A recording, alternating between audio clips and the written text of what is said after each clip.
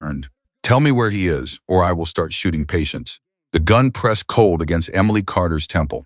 And the emergency department had gone silent, not peaceful silent, but the kind of silent where 30 people hold their breath and pray the next sound they hear isn't a gunshot.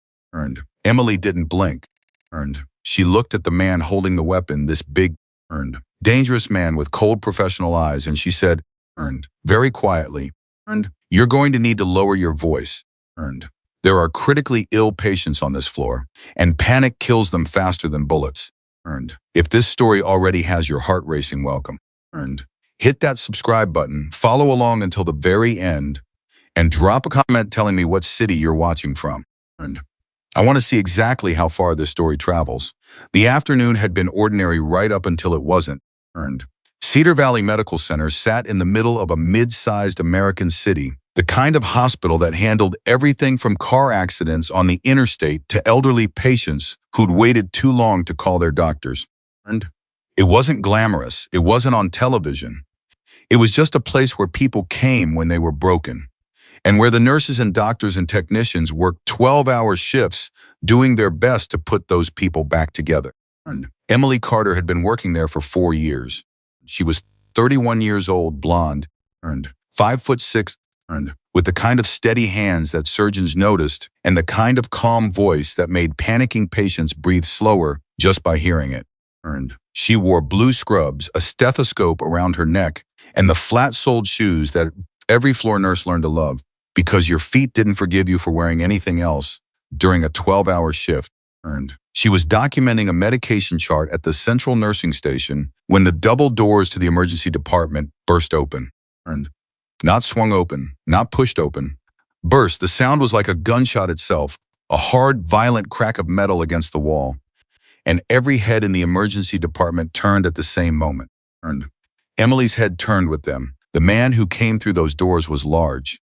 Not in the way that some big men are large, broad, and soft and slow. He was large the way a piece of machinery is large, built for a specific, dangerous purpose, and not designed to care how it looked doing it. 6'2", military posture, dark jacket, short dark hair, and in his right hand, held low against his thigh, in the practiced carry of someone who had done this before, was a matte black handgun. Behind him, 2 more men followed through the doors. Younger, faster looking. Their eyes swept the room, immediately taking inventory. Exits, staff, cameras, patients.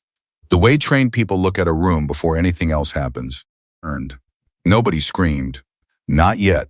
The human brain takes a second to catch up to the information that it's receiving, and for that one frozen second, everyone in the emergency department simply stared. Emily Carter did not stare. Her eyes moved from the man with the gun to the 2 men behind him to the room layout in a single sweep. She counted 8 patients in the waiting area, 3 more on gurneys in the hallway, a charge nurse behind the desk who had already gone pale, and Dr.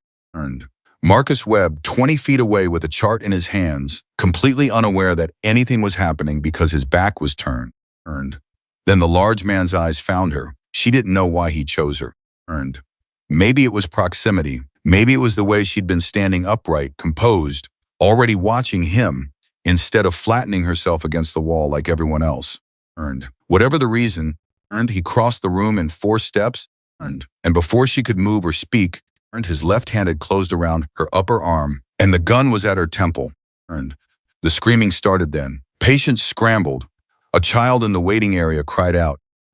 2 people ran for the exit door before one of the flanking men stepped in front of it and held up his own weapon, and the running stopped.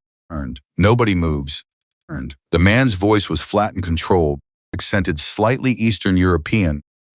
Emily thought, or somewhere in that region. He spoke loudly enough to be heard across the room without shouting. That was another sign. Men who shouted when they were in control were usually afraid. This man didn't sound afraid. Nobody calls anyone. Phones on the floor. All of them now.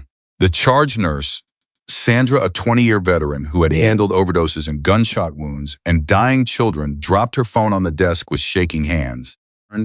It skittered and nearly fell to the floor. On the floor, the man repeated. Not the desk, the floor. Sandra bent and placed it on the floor. Emily's arm was being held tightly enough that she could feel her pulse pushing against his grip. She made herself breathe. 1 breath. 2. She had been taught something once a long time ago by a man who knew about dangerous situations because he'd lived in them his entire life, and what that man had told her was this: the first 30 seconds of any crisis tells you everything you need to know. Watch. Listen. Don't react until you understand what you're reacting to. So she watched, and she listened. "Where is room 6? The man asked close to her ear. His voice was low now, meant only for her. Emily's mind processed the question in an instant. Room 6. That was one of the trauma bays. Curtained, private, the bay they used for patients who needed immediate intervention and separation from the general population. She knew who was in room 6. A man had come in 90 minutes earlier. Gunshot wound to the shoulder, entry and exit. No major arterial damage, but significant blood loss.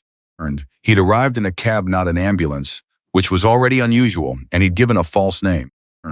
Emily had noticed the false name because when she'd asked him to confirm his date of birth, he'd hesitated exactly half a second too long. She'd flagged it quietly to Dr. Webb because it was procedure, but Dr. Webb was treating a man who was bleeding, so the flag had been noted and set aside. Now she understood why the man had hesitated.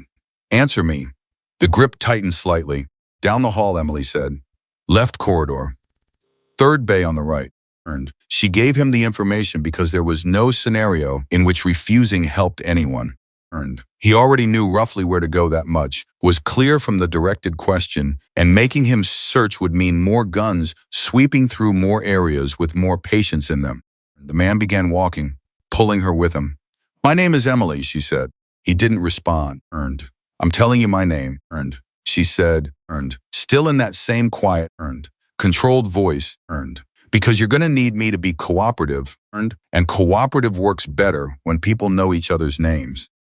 That's just how it works." He glanced at her sideways.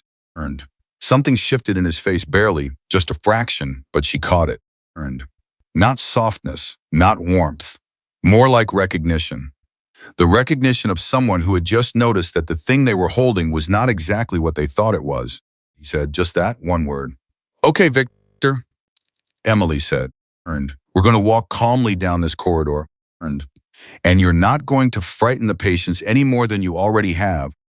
Because frightened patients have cardiac events. And I assume you don't actually want bodies." Victor looked at her for a full second without speaking. Then he said, "You're very calm for a hostage."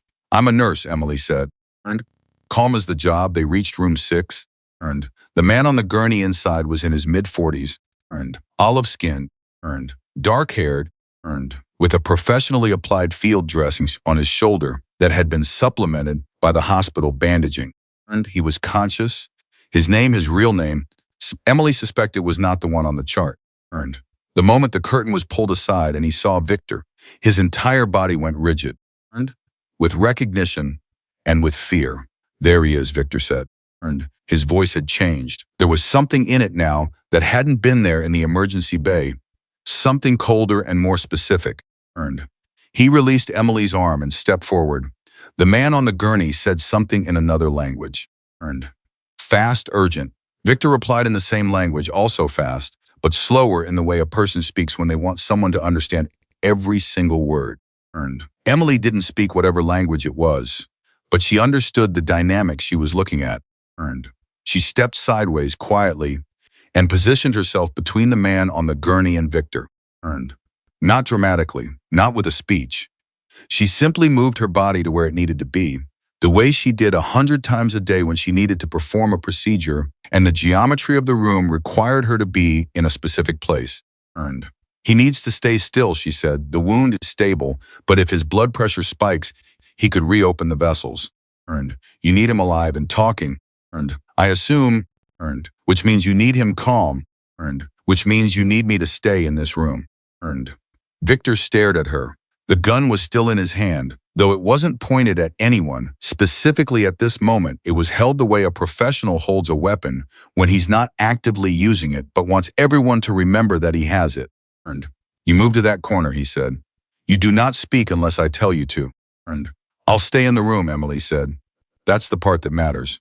And she moved to the corner he'd indicated. She stood with her back straight and her hands visible at her sides, and she watched. And the next 20 minutes were a controlled form of chaos. And Victor's two men, she'd started thinking of them as left and right, based on where they'd positioned themselves at the corridor entrance, maintained the lobby situation. And she could hear Victor's voice on a phone or radio, brief clipped exchanges, while he questioned the man in the bed in that language she couldn't identify. And the man in the bed was frightened but also stubborn. And she could read it in his posture, in the set of his jaw, in the way his eyes moved around the room, looking for options that didn't exist. And he was someone who had been in difficult situations before and who was making calculations even now. And Dr. Marcus Webb had been located and escorted to the room. And he stood next to Emily, his chart still absurdly in his hands, and he was not handling it as well as she was. And his breathing was shallow and fast. "Marcus," she said quietly, "and you need to slow down your breathing." "Emily," he whispered, "there are armed men in my emergency department." And "I know, and their patient still needs medical attention, which means we still have value, which means we're going to be fine as long as we stay useful and calm. And slow your breathing." He looked at her. He was 15 years older than her, an attending physician, highly educated and experienced in medicine, and completely unprepared for this. "How are you this calm?" Emily didn't answer that. And not because she didn't know the answer, but because the answer was a very long story that started roughly 30 years ago with a man named Jackson Carter, and who had raised his daughter to understand that panic is a luxury you cannot afford when people are counting on you. And what she said instead was, "Focus on the patient." That's how. And Victor finished his conversation or interrogation. It was difficult to tell which, and stepped back from the man in the bed.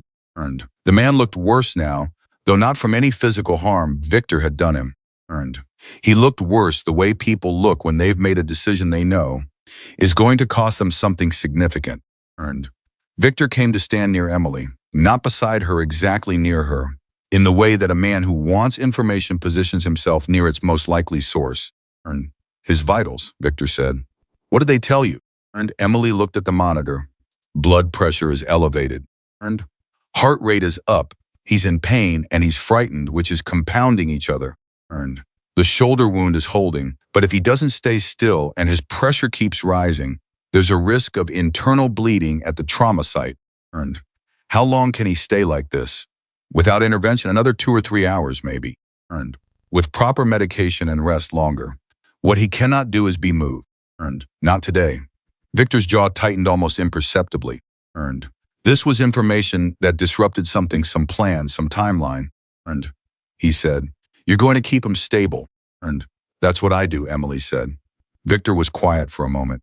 And he looked at her the way that people look at something they're trying to understand and finding difficult to categorize. And "What is your name?" "I told you in the hall, Emily." And "Emily what?" She looked at him steadily. "Carter." And something happened then, something small but real. And Victor's phone buzzed in his pocket. He glanced at it, and whatever he saw there changed something in his face. And not fear, not quite. Something more like recalculation. And he didn't say anything about it. He pocketed the phone and looked back at her. But the air in the room had shifted, and Emily noticed. And she filed it away. She was very good at filing things away. In the lobby, behind the nursing station, Sandra, the charge nurse, was doing exactly what she'd been trained to do in a crisis, which was to remain visible and compliant while doing everything she could within those constraints to manage the situation. She had alerted 2 other nurses to move all ambulatory patients away from the exterior windows. She had quietly advised the orderly near the supply closet to stay out of sight. She had watched the clock and counted the minutes, because in her experience, someone was going to know something was wrong in this building before too long. She was right.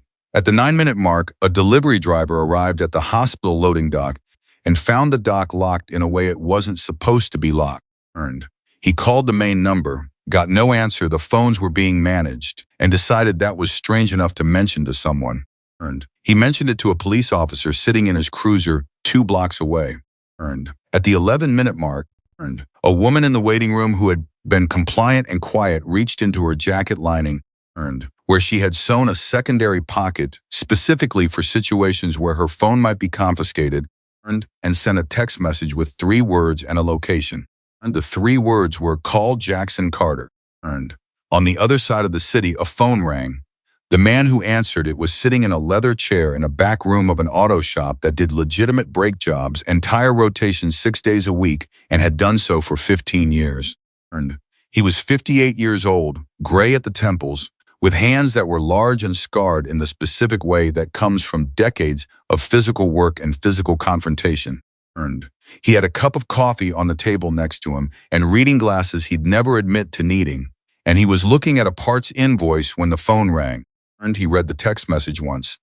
He set down the invoice. He said quietly to the 2 men in the room with him, "Get everyone." Now, his voice was not loud, it was not dramatic. It was the voice of a man who had given serious orders for a long time and who knew that the weight of the words was enough, they didn't need volume. His name was Jackson Carter, and for 26 years, he had led the most feared chapter of the Hells Angels in the region, and there was not a soul in 3 counties who didn't know what that name meant. His daughter was in that hospital. That was the only fact that mattered. Back in room 6, Emily was performing a blood pressure check and monitoring the IV line when Victor's radio crackled. The voice that came through was sharp and concerned one of the external men she gathered. Victor's response was clipped and she still couldn't make out the language, but she watched his posture change as he listened. Then he came to stand next to her, too close, the kind of close that was meant to be slightly intimidating. "There are motorcycles outside," he said. Emily kept her eyes on the monitor. "Okay, a lot of them. You know why, it was not a question." She looked up then, meeting his eyes directly. "My father knows I'm here," she said. "He probably knew 7 minutes after you walked through those doors." "That's just how it works." Victor stared at her. "Jackson Carter is your father." "Yes." The silence that followed lasted perhaps 5 seconds. But it had texture to it, the texture of a very dangerous man rapidly revising everything he thought he understood about his situation. "You didn't tell me," he said. "You didn't ask," Emily said. "And it wouldn't have changed anything I did. I would have stayed calm, I would have kept the patient stable, and I would have cooperated with what was reasonable. None of that changes based on who my father is. You should have told me." "Why? So you treat me differently." She looked at him evenly. "I don't want to be treated differently because of my father's name. I want to be treated the way I behaved, which was cooperatively and professionally. The rest is just information." Victor put his hand on the wall beside him, not aggressively, but like a man who needed something solid to lean against for just a second. Outside the hospital, she could hear it now faintly. Through the walls, the unmistakable sound of motorcycle engines. Not 1 or 2. Many, the low collective rumble that she had grown up falling asleep to, that meant safety and home to her in a way that most people would never understand. "They won't come in yet," she said, and her voice was gentler now.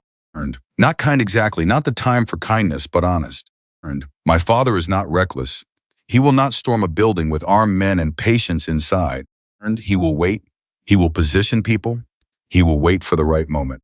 And then," Emily looked at him, "and then whatever happens next will depend entirely on the decisions you make in the next few hours."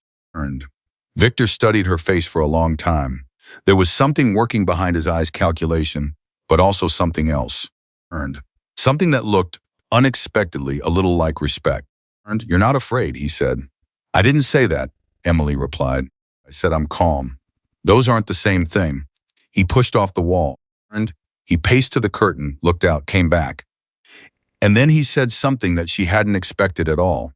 "I didn't choose this job to hurt civilians." Emily held his gaze. "Then don't." Outside, the motorcycles kept running. 30, 40 of them by the sound of it.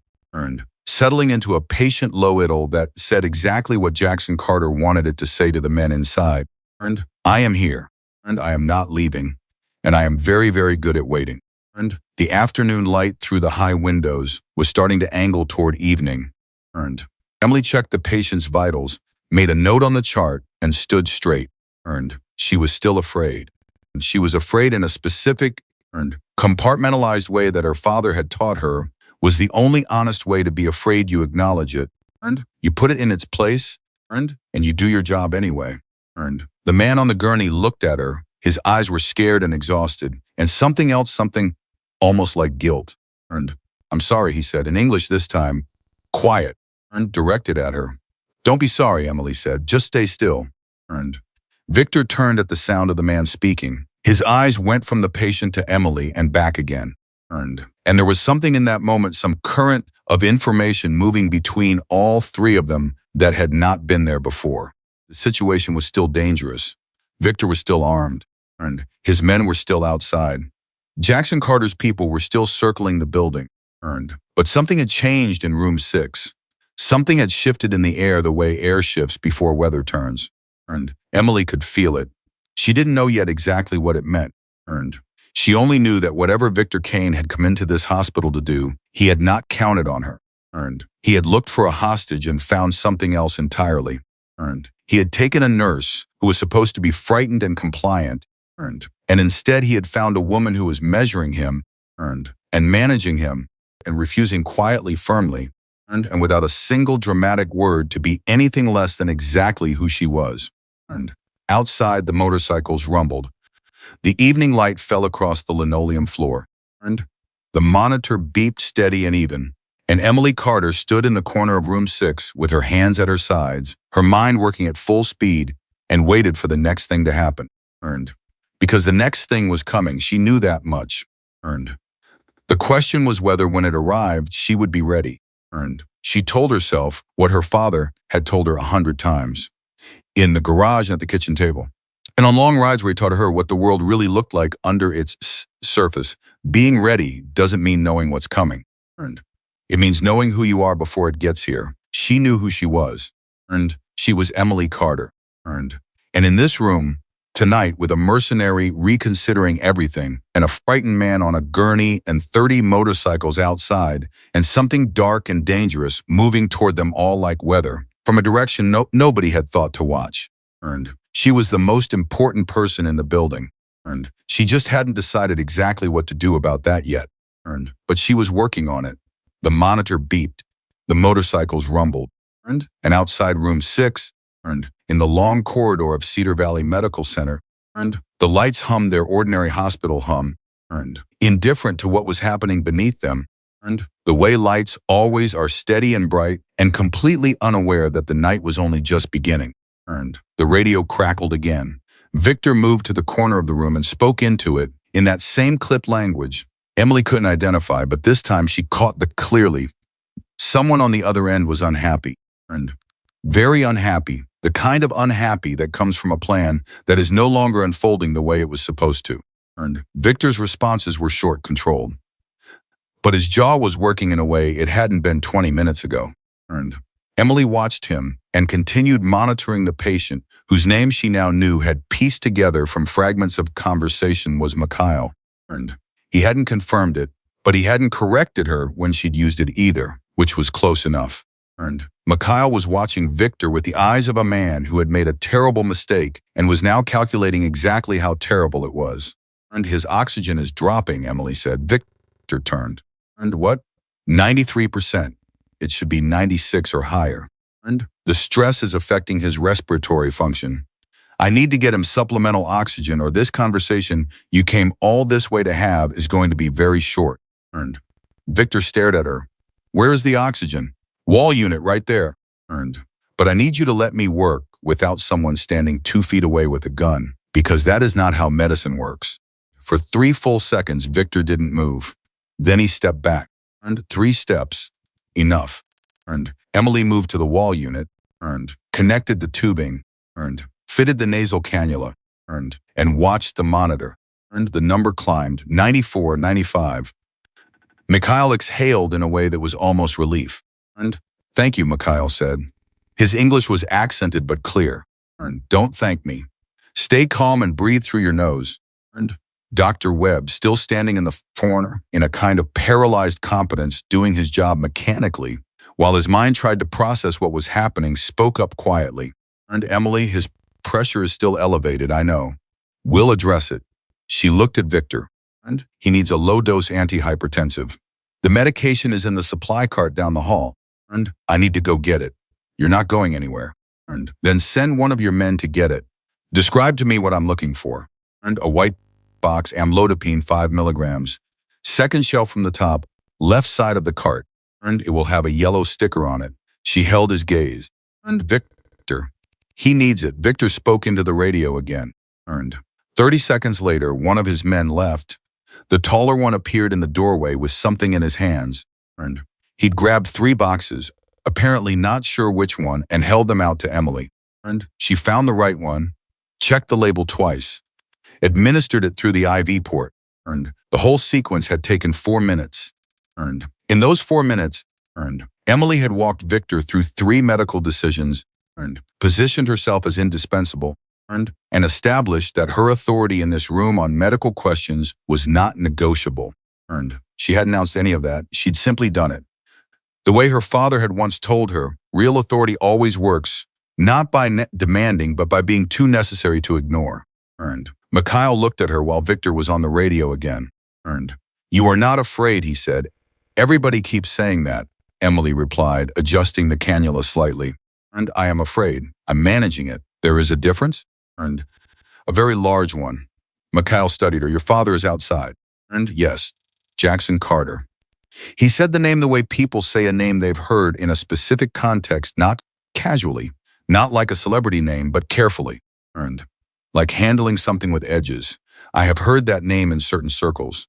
And most people in certain circles have. He is not going to let this be easy for Victor. And no, Emily said, he's not. Mikhail's eyes moved to the curtain, then back to her. And I did not plan to be here, in this hospital, in this city. And the man who told me to come here, who told me it was safe, he stopped. Something closed in his face. You can tell me later, Emily said quietly. And right now I need you to breathe and stay still. But she had heard it. And the shape of what he'd almost said. Mikhail had been sent here. And deliberately. He hadn't run to this city. Out of desperation, someone had directed him here. And to this hospital. At this time. She filed that away with everything else she was collecting, and she kept her face neutral. And Victor finished his radio call. He came back into the room and looked at Mikhail. And we need to move in 2 hours. He can't be moved in 2 hours, Emily said immediately. And I said 2 hours, and I said he can't be moved. And you can repeat your timeline as many times as you want. And his body doesn't care about your timeline. Moving him in his current condition risks internal hemorrhage at the wound site, and if that happens, he dies. And is that what you want? The temperature in the room dropped about 5 degrees. And Victor was quiet for a long moment. Then he turned away, and that small turn, that refusal to escalate, told Emily something important. He was a man who could control himself even when he was frustrated. And that made him more dangerous in some ways, and more manageable in others. And she'd take manageable. Dr. Webb cleared his throat carefully. And she's right, medically speaking. Nobody asked you, Victor said, without looking at him. And no, Webb agreed, but she is right. And in the lobby, Sandra had quietly performed a small miracle. And she had moved 11 patients, the ones who were ambulatory, the ones who could walk without assistance, into the interior corridor that led to radiology. And she'd done it in 1s and 2s, never attracting attention from left or right, always with a medical justification ready. And this patient needs imaging. This patient needs to use the restroom. And she had used the invisible authority of a nurse in her own hospital, the authority that comes from moving with purpose and confidence in a place you know completely. And she had gotten 11 people further from the danger. And there were still 9 people in the waiting area, 3 on gurneys in the hall, and 2 family members of patients who had refused to move anywhere because they were not leaving their loved ones. And the shorter man had noticed the reduced population and come to Sandra with hard eyes. And where did the others go? Radiology waiting area. And they need imaging. We're a functioning hospital. People still need care. And Wright studied her for a moment. Nobody leaves the building. And they're in the building. Radiology is down that hall. She met his gaze without flinching, which cost her something. And she could feel it costing her. But she held it. If you want, you can go check.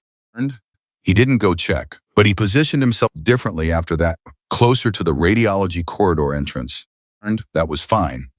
Sandra had already done what she needed to do. And those 11 people were safer. She sat back down behind the desk and folded her hands on top of it and looked like a woman who was waiting. Which she was. She was very good at waiting. Outside the hospital, Jackson Carter stood next to his motorcycle and said nothing. He didn't need to say anything. Around him, 43 men had positioned themselves with a precision that would have impressed a military tactician. Not in front of the entrance that would be aggressive, and aggressive was not yet the right move. Around the perimeter, covering the exits, present, visible, and patient. His phone was in his hand. He'd been given a brief description of the situation by the woman who'd sent the text. Armed men, at least 3 inside. His daughter. They hadn't heard her, that part was confirmed, but they had her. His second in command, a man named Rourke, who had been with him for 18 years, stood to his left. Your call, Jackson? Not yet, as long as it takes. Rourke looked at the building. She's in there. I know she's in there. Jackson's voice was completely flat. Not cold flat in the way a surface is flat when there's enormous pressure from below that it's managing not to show. She's also the most capable person in that building, armed or not. My going through that door hot is more likely to get her killed than anything else. So we wait. Rourke nodded. He knew better than to argue. He'd seen Jackson Carter angry, genuinely angry, not performing angry twice in 18 years. Both times it had been quiet. Both times it had been the most frightening thing Rourke had ever witnessed. Right now, Jackson looked calm. Rourke knew what that meant. Jackson put his phone to his ear. He called a number that almost nobody had. A number connected to a very specific office in a very specific government building. The call was answered on the second ring. I need information, Jackson said. About a mercenary. His name may be Victor Kane. He's currently inside Cedar Valley Medical Center with at least 3 armed men. I need to know who hired him, and I need to know it in the next 30 minutes. There was a pause on the other end. Then this is going to cost you. I know what it's going to cost me, Jackson said. Do it anyway. He ended the call and put the phone in his pocket and went back to watching the hospital with the still patient attention of a man who had learned long ago that the right moment always comes as long as you don't ruin it by moving too early. Back in room 6, the evening shift changeover that should have happened at 7 o'clock did not happen. The nurses and technicians who arrived for the evening shift found the parking lot partially blocked by motorcycles and 2 men in tactical gear at the employee entrance who turned them back without explanation. One of those nurses, a young man named Daniel who had worked with Emily for 2 years, saw the motorcycles and immediately understood that something had gone wrong, not what, but the scale of it. He stood in the parking lot with his phone in his hand and called the one number he had for emergency situations outside of official channels. He called Emily's cell phone. In room 6, Emily's phone was on the floor near the central desk. Victor had collected it along with everyone else's. But Emily had a second phone. A small prepaid unit that she kept in the inside pocket of her scrubs, against her ribs, because her father had told her exactly once, in a tone that permitted no argument, that a person in her profession, with her last name, should always have a backup communication method. She had agreed without asking why, because she'd known why, and she had always known why. The prepaid vibrated once against her ribs. She felt it clearly. She didn't reach for it, not yet. She kept her hands visible and continued reviewing Mikhail's chart and waited for the right moment the way her father had taught her to wait. Victor was at the curtain. Mikhail was watching the ceiling. Dr. Webb was making quiet notes.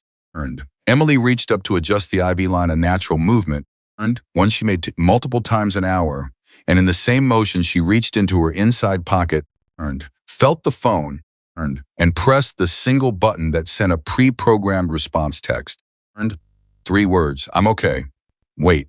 She returned her hand to the IV line and completed the adjustment. Victor turned and looked at her. She was checking the drip rate. Drip rate okay, he asked. Fine, she said. The twist, when it came, did not announce itself. It arrived the way most dangerous things arrive, quietly, wearing the face of something else. Victor's phone rang. Not the radio, his personal phone. He looked at the screen, and something happened in his face that Emily had not seen there before. something that looked disturbingly like confusion. Turned. He stepped out through the curtain. His voice when he spoke was lower than it had been before, and Emily strained without appearing to strain. She caught fragments. Turned. Not words she understood, it was still that other language, but she caught the rhythm and the tone. And the conversation started clipped and controlled, Victor's usual register. And then it changed. It slowed down. His responses became shorter. And then for a moment, there was silence on his end while the other voice talked. And then Victor said something loud enough to hear clearly, though it still wasn't English, and his voice had in it the specific quality of a man who has just been told something that reorders everything. And he came back through the curtain. Emily looked at him, and his face had changed. The professional control was still there, but underneath it, something had been disturbed, genuinely disturbed, not performed. And who was that, she asked. Be quiet, Victor. Who was that? He looked at her for a long moment, and then he said something she wasn't expecting at all. How much do you know about why he is here? He tilted his head toward Mikhail. And I know he was shot before he arrived. I know he came in a cab instead of an ambulance. And I know he gave a false name. And you didn't report it. And Dr. Webb flagged it. The protocol was followed. She paused. And Victor ran a hand over his jaw.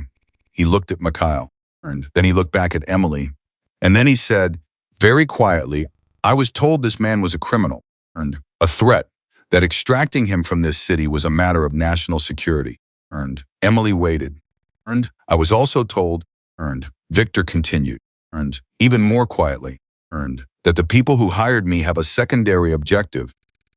He stopped. What objective? Emily said. The silence lasted 4 seconds.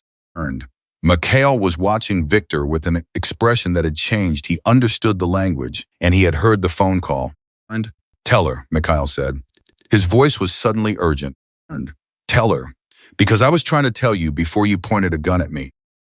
Tell her what they actually sent you here to do. Victor looked at the floor. It was the first time Emily had seen him look anywhere other than directly at what was in front of him, and it frightened her more than the gun had. Because a man who looks at the floor is a man who is carrying something he doesn't want to carry. There are devices in this building, Victor said. I was told they would only be used if the extraction failed. I was told they were a contingency. Emily's body went absolutely still. What kind of devices? The kind, Victor said, that don't leave evidence. The monitor beeped. Mikhail's blood pressure spiked on the display, and the alarm triggered a sharp repeating tone that, under normal circumstances, would bring 2 nurses running. Nobody ran. Emily reached over and silenced it manually. Her hand was steady. Her mind was running so fast it felt like standing in wind. How many, she said. And where? I don't know how many. I was not the one who placed them. I was not told where. My job was the extraction. Victor's voice had lost its flatness. He sounded for the first time like a man rather than a mechanism. I was told they were insurance. I was told if I brought him out, the insurance would be canceled. If I failed, a hospital full of people would be destroyed, and everyone would assume it was whoever sent Mikhail here in the first place. Emily's voice was very quiet, clean, untraceable, and you were never supposed to know.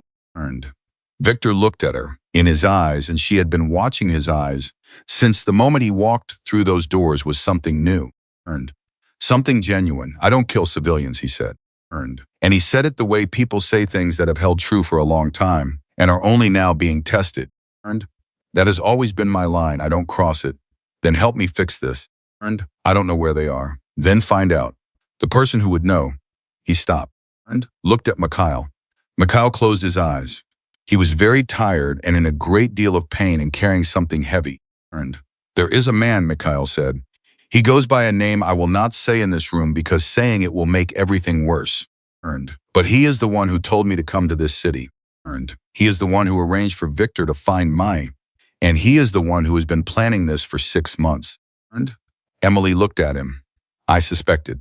Mikhail opened his eyes. They were exhausted and honest. I am not a good man, Emily. And I want to be clear about that. But I did not know about the devices. And if I had known, he stopped. I have children. The monitor beeped steadily. Okay, Emily said. She took one breath. One long, deliberate breath. And in, out. The kind of breath her father had demonstrated for her when she was 8 years old, sitting on the back of his bike in a parking lot, learning what composure looked like from the inside. And here is what we're going to do. She turned to Dr. And Webb Marcus. I need you to access the maintenance system. And the hospital uses a central monitoring panel in the basement. You know where it is. And Webb stared at her. Emily. I know where it is. She said it more precisely. And I've been here 4 years. I know every floor, every corridor, every utility closet in this building. And I know where maintenance runs their cable lines and where the HVAC access panels are, and where someone would put something they didn't want, found by a routine inspection. She turned back to Victor. And I also know that if your people outside find out what you just told me, this situation ends very badly for everyone. And so you are going to tell them everything is on schedule. And you are going to tell them the extraction is proceeding. And you are going to help me search this building without your employers knowing that is what is happening. And Victor stared at her. Can you do that? She said. And if they suspect, they won't, because you are professional enough to make it convincing. She held his gaze. And am I wrong? Something settled in Victor's face. And a decision being made. And not quickly, but definitively the way real decisions are made, and not in a flash, but in the slow, grinding recognition that there is only one right thing, and you have run out of reasons not to do it. And you're not wrong, he said. Then we have work to do. And we don't have a lot of time. Outside, the motorcycles were still running. And her father was still there, patient, positioned, waiting for her signal. And 43 men who would move the moment she told them it was right to move. And she thought of him briefly. The way he'd looked the first time he'd taken her to a chapter meeting, not because she was supposed to be there, but because he'd wanted her to understand what loyalty looked like in practice, and what it meant to belong to something that would come for you. And these are people who show up, he'd told her. That's all loyalty is. And showing up. He was showing up right now. She would not waste it. And Emily Carter turned to the man who had taken her hostage less than 2 hours ago and said, we start in the basement. And you are going to tell me everything you know about the person who hired you, starting with how they communicated with you, because that is where we find the thread. And we pull it. Victor looked at her for a long moment. And then, for the first time since he had walked through those doors with a gun and taken the wrong nurse hostage, he nodded. And not in defeat, not exactly. In recognition. He had walked into this hospital expecting to control the situation. And instead, he was standing in a trauma bay, following the lead of a 31-year-old nurse who hadn't panicked once, and realizing with a clarity that was almost uncomfortable that he was very glad she was on his side, whatever side that was going to turn out to be. Victor made the radio call, standing in the corner of room 6, his back half turned to Emily, his voice doing exactly what she'd asked it to do, calm, controlled, professional, convincing. He told his men the extraction was on schedule. He told them to maintain positions.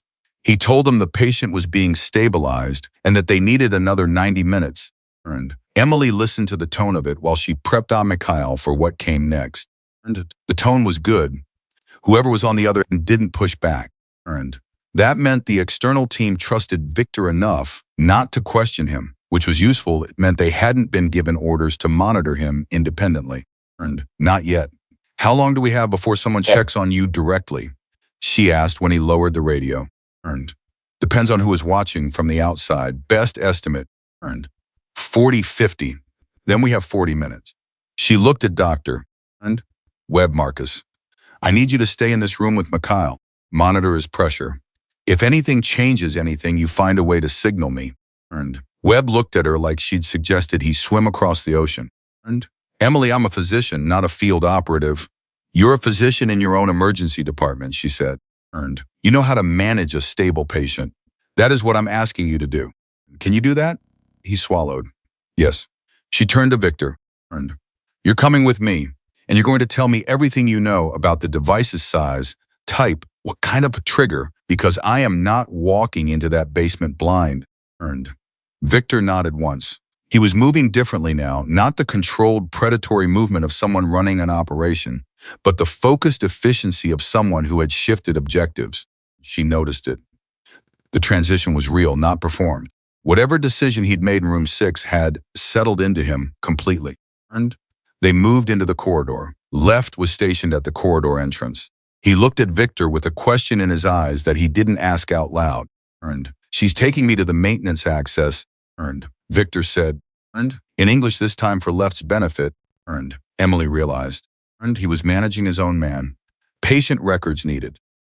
She has the access codes. Left looked at Emily. She gave him the look of a nurse doing something inconvenient but necessary. It was a look she had practiced 1,000 times in 1,000 minor hospital bureaucratic situations. It worked the same way it always did. Left stepped aside.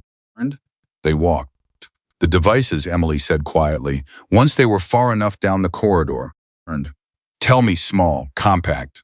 Whoever placed them knew hospital infrastructure.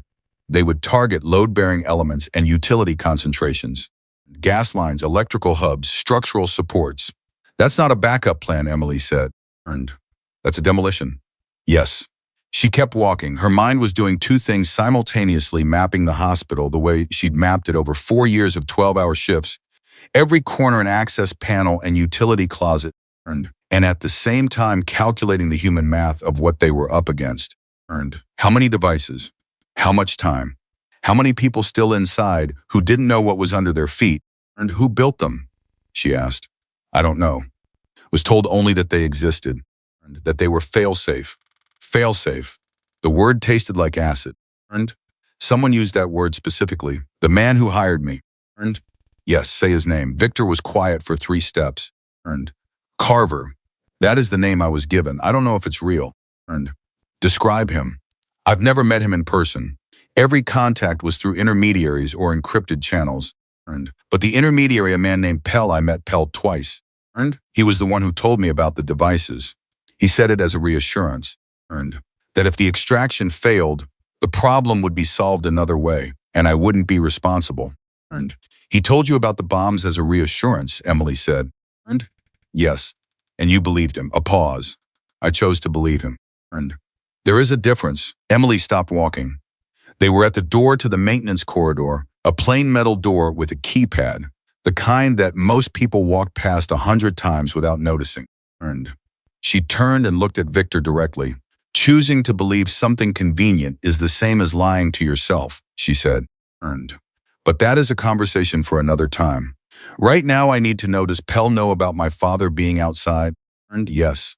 We reported it when we saw the motorcycles. And Pell's response? Victor's expression shifted. He said it was irrelevant. He said the situation would resolve itself. The air between them was very still for a moment. He's going to trigger the devices regardless, Emily said. Whether you extract Mikhail or not. My father's people outside just changed his timeline. He can't afford a prolonged standoff, too many witnesses, too much attention. He was always going to trigger them. You were just the cover story.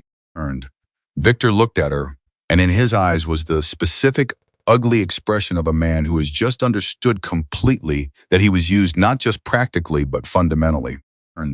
Designed to fail, designed to take the blame, designed to be the last face anyone saw before a building came down. How long have you known, he said. I started suspecting when Mikhail said someone sent him here. People who are running don't go where they're told to go. They go where they feel safe. He wasn't running. He was placed. She turned back to the keypad. Code is 4 digits. I watched the maintenance chief use it twice. She entered it. The door opened. They went in. The maintenance corridor was narrow and ran along the eastern spine of the building. Emily moved through it with the confidence of someone who had walked this route before, which she had twice, during fire evacuation drills, when the nursing staff was required to know every exit pathway. She had paid attention both times. She always paid attention. Start from the basement electrical hub, Victor said behind her. That is where I would start. Why? Because it is the most damage for the smallest device. One charge in the right place near the main electrical panel could cascade into the gas system. The building wouldn't just burn, it would come apart. You sound very comfortable talking about this. I am trying to be useful, Victor said. And I understand you don't trust me. I'm not asking you to. And I'm asking you to use what I know. Emily moved through a turn in the corridor. And I'm already using it. Keep talking. Pell is organized. And he plans in three primary targets: secondary redundancy, tertiary failsafe. And if I were placing devices on his behalf, I would put 3 units. And one at the electrical hub, one at a structural junction, probably where 2 load-bearing walls meet, typically near a stairwell. And one at the HVAC, not to cause damage directly, but to accelerate the spread. And the HVAC intake is near the pediatric wing, Emily said, and her voice went flat and cold when she said it. Not emotional, controlled. But the flatness itself said everything. And Victor heard it. Then that is where we go first. And no, Emily said, that is where I go first. You go to the electrical hub. And you have maybe 30 minutes before your people come looking. And we cover more ground if we split. I'm not leaving you alone. And you are not in a position to make that decision. And Emily, he said her name firmly, not angrily. If Pell is watching and he may have someone inside this building, you need backup. And she stopped. She didn't want him to be right. She considered it for 5 seconds, which was 4 seconds longer than she usually needed to make a decision. And fine, HVAC first, together. Then we split for the electrical hub and the stairwell. And agreed, they moved. The HVAC mechanical room was 2 levels down and 60 feet north. And Emily knew the path. Her shoes were quiet on the concrete, and Victor moved behind her with a silence that was almost unnerving, not careful exactly, but trained. And trained quiet, the kind of quiet that comes from years of moving through spaces where being heard has consequences. And she pushed open the door to the mechanical room. She saw it almost immediately. And it was smaller than she'd expected. She'd expected something: cinematic wires, a display, a timer counting down. And what she saw instead was a matte gray block, roughly the size of a hardcover book, fixed to the side of the primary HVAC intake housing with what looked like industrial adhesive. And a single small indicator light blinked green, slow, and patient. Emily stared at it. Her heart rate spiked. She felt it physically, a hard double beat that her body produced completely independently of her intentions, and then she breathed, and it slowed. And not to normal, but slow enough. That is a receiver unit, Victor said behind her. And it is waiting for a signal. The trigger is remote. And can you disarm it? Possibly, if I can access the receiver circuit and break the signal pathway. He was already moving toward it. Stand back. And I'm a nurse. And not a civilian. And Emily said, but she moved back 2 feet because this was genuinely not her area of expertise, and she understood the difference between courage and stupidity. And Victor crouched next to the device. He examined it without touching it for a long moment, studying it the way she studied a patient's chart, taking inventory before acting. And then he reached into the inside of his jacket and produced a small tool. And a thin flathead, the kind of multi-tool attachment that folded down to nearly nothing. And do you always carry that? Emily asked. Old habit. And what kind of mercenary carries a screwdriver? The kind who has needed one before. And he worked. His hands were steady, steadier than she would have expected, steadier than most people's hands would be in this situation. And she watched his face while he worked, looking for signs of uncertainty or bluffing, and found neither. And he knew what he was doing. He had done something like this before. And after 90 seconds, he said, done. The receiver is severed. And this unit is inert. Emily released a breath she hadn't known she was holding. And 1 down, 2 to go. And now we know Pell has eyes on this building or access to someone inside it because someone placed these today. And after the standoff began, which means either a member of my team placed them on his orders without telling me, or someone was already inside the hospital before you arrived, Emily finished. And they looked at each other. Someone on the hospital staff, Victor said. Or someone posing as staff, Emily said. And her mind was already running the list who had been in the building all day, who had access to maintenance corridors, who had come and gone without the kind of attention that strangers attract. And the delivery driver. There was a delivery scheduled this morning for the medical supply room. And I remember it because Sandra flagged it as coming an hour early. And a delivery person would have access to maintenance areas. And nobody would look twice. Emily's phone, the prepaid, vibrated against her ribs again. And she checked it quickly. It was Daniel, the nurse who'd texted her earlier. And 3 words this time, and they made the hair on her arms stand up. And man sighed. Basement, she showed the screen to Victor. He read it. His face hardened. Your man outside the building, the one who texted you earlier. And he has eyes on the basement entry? Side entrance. And yes. She was already typing back. Description now. The response came in 15 seconds. Gray jacket. And hospital badge. Doesn't work here. I've never seen him. And Emily turned to Victor. Can you call your men off the basement corridor without raising suspicion? And I can try. But if Pell's man is inside, he may already be at the electrical hub. And then we move now. They move now. The run through the maintenance corridor was not graceful. And it was fast and it was urgent. And it was the kind of movement that happens when people have stopped calculating and started reacting. And Emily led because she knew the layout. And Victor followed because he understood that in this building, she was the expert. And expertise trumps hierarchy. And they came around a corner and almost ran directly into the man in the gray jacket. And he was tall, thin, and mid-40s, and with a hospital ID badge that had Emily's hospital's logo on it. And he was holding a device identical to the one they just disarmed, and he had clearly been moving toward the electrical hub when they appeared. For 1/2 second, all 3 of them stopped. Then everything happened very fast. And the man in the gray jacket turned to run.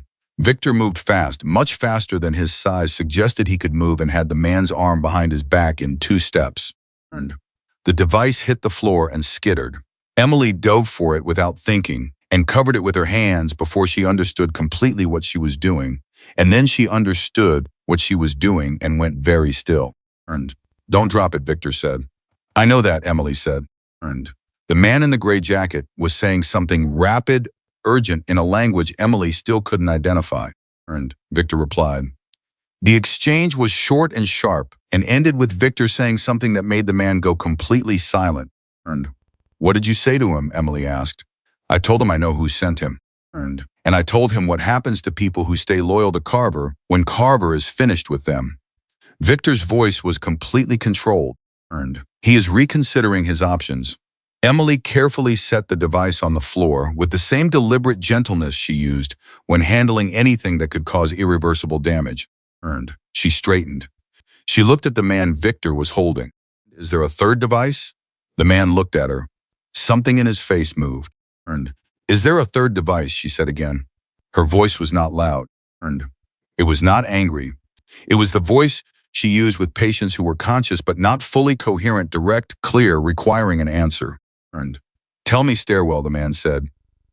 His English was heavily accented. And east stairwell, 3rd level. Thank you, Emily said. She looked at Victor. Can you hold him? Yes. I need 10 minutes. And Emily, 8 minutes. Can you hold him for 8 minutes without him alerting anyone?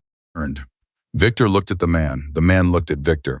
And something passed between them that Emily couldn't fully interpret, some mercenary calculus, some assessment of relative danger, and then the man's shoulders dropped slightly. And 8 minutes, Victor said. Emily ran. The east stairwell was on the other side of the building, and she covered the distance at a pace that she hadn't moved since her cross-country days in college, not sprinting, because sprinting burns out fast and attracts attention, but fast and controlled. Her feet finding the rhythm that could be sustained. And she passed the radiology corridor where Sandra had moved the patients. And she passed the quiet corner where Dr. Webb's office sat dark and empty. And she took the stairs 2 at a time, 3rd level, east stairwell. And she scanned. She looked the way Victor had taught her in those 3 minutes in the mechanical room, not panicking, not sweeping frantically, but looking with purpose. And where would someone put something they wanted found only when it was too late? Low. And near infrastructure. Somewhere a person's eye would skip over. And she found it behind the standpipe housing. The same matte gray block. The same slow green blink. She crouched. She looked at it. And she looked at it carefully and honestly. And with every bit of the focused attention she had spent 4 years training and 31 years developing. And she had watched Victor for 90 seconds. She had seen exactly what he'd done, which wire, which motion, which precise action broke the circuit. And she had filed it. She had filed it the way she filed everything. And she took out her own multi-tool. Every nurse carries one. And hers was in her scrubs pocket. Her hands were shaking. And she acknowledged the shaking. She accepted it. She thought of her father at a kitchen table when she was 12 years old, teaching her to thread a fishing hook with cold hands in winter. And shaking doesn't mean you can't.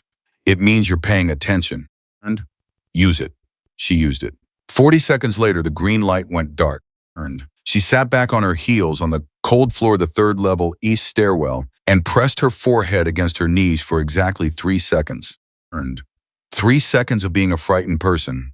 Then she stood up and she was Emily Carter again, and she walked back down the stairs. And when she returned to the maintenance corridor, Victor was standing with his back against the wall, and the man in the gray jacket sitting on the floor with his wrists bound zip ties from somewhere and his phone in Victor's hand. And Victor looked at her hands, at the tool she was still holding. And at the look on her face, he said, "Inert," she said. And Victor was quiet for a moment. "Then you watch me for 90 seconds. And I watch everything." He looked at her with an expression she didn't have a name for, not admiration exactly, because admiration was too simple and too soft for the situation. And something more complex than that.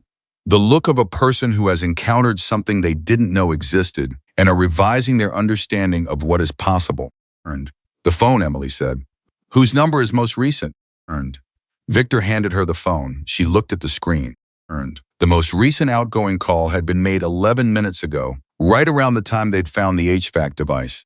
And whoever this man had been reporting to, he had already made contact. And Pell knows we're disabling him, she said. "Yes. How long before he triggers remotely, whether they're armed or not, to cover his tracks?"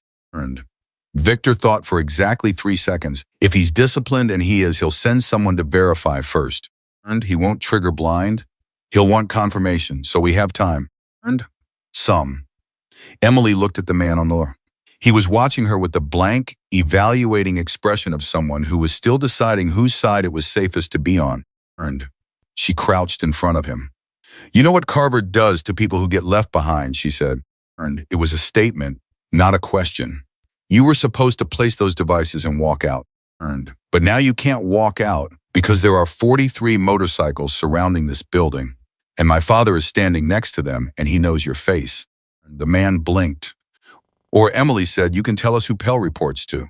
The person above Pell, the person who built this whole operation and decided that a hospital full of patients was an acceptable casualty." And silence. "You have 10 seconds, Emily said. "After that, my father comes in, and I cannot promise you the same offer he leads with." And 7 seconds of silence. Then the man said, "Carver is not his name. And his real name is Warren. Stephen Warren. He has a government position. And defense contractor liaison." He paused. "He arranged everything. And Pell works for him directly.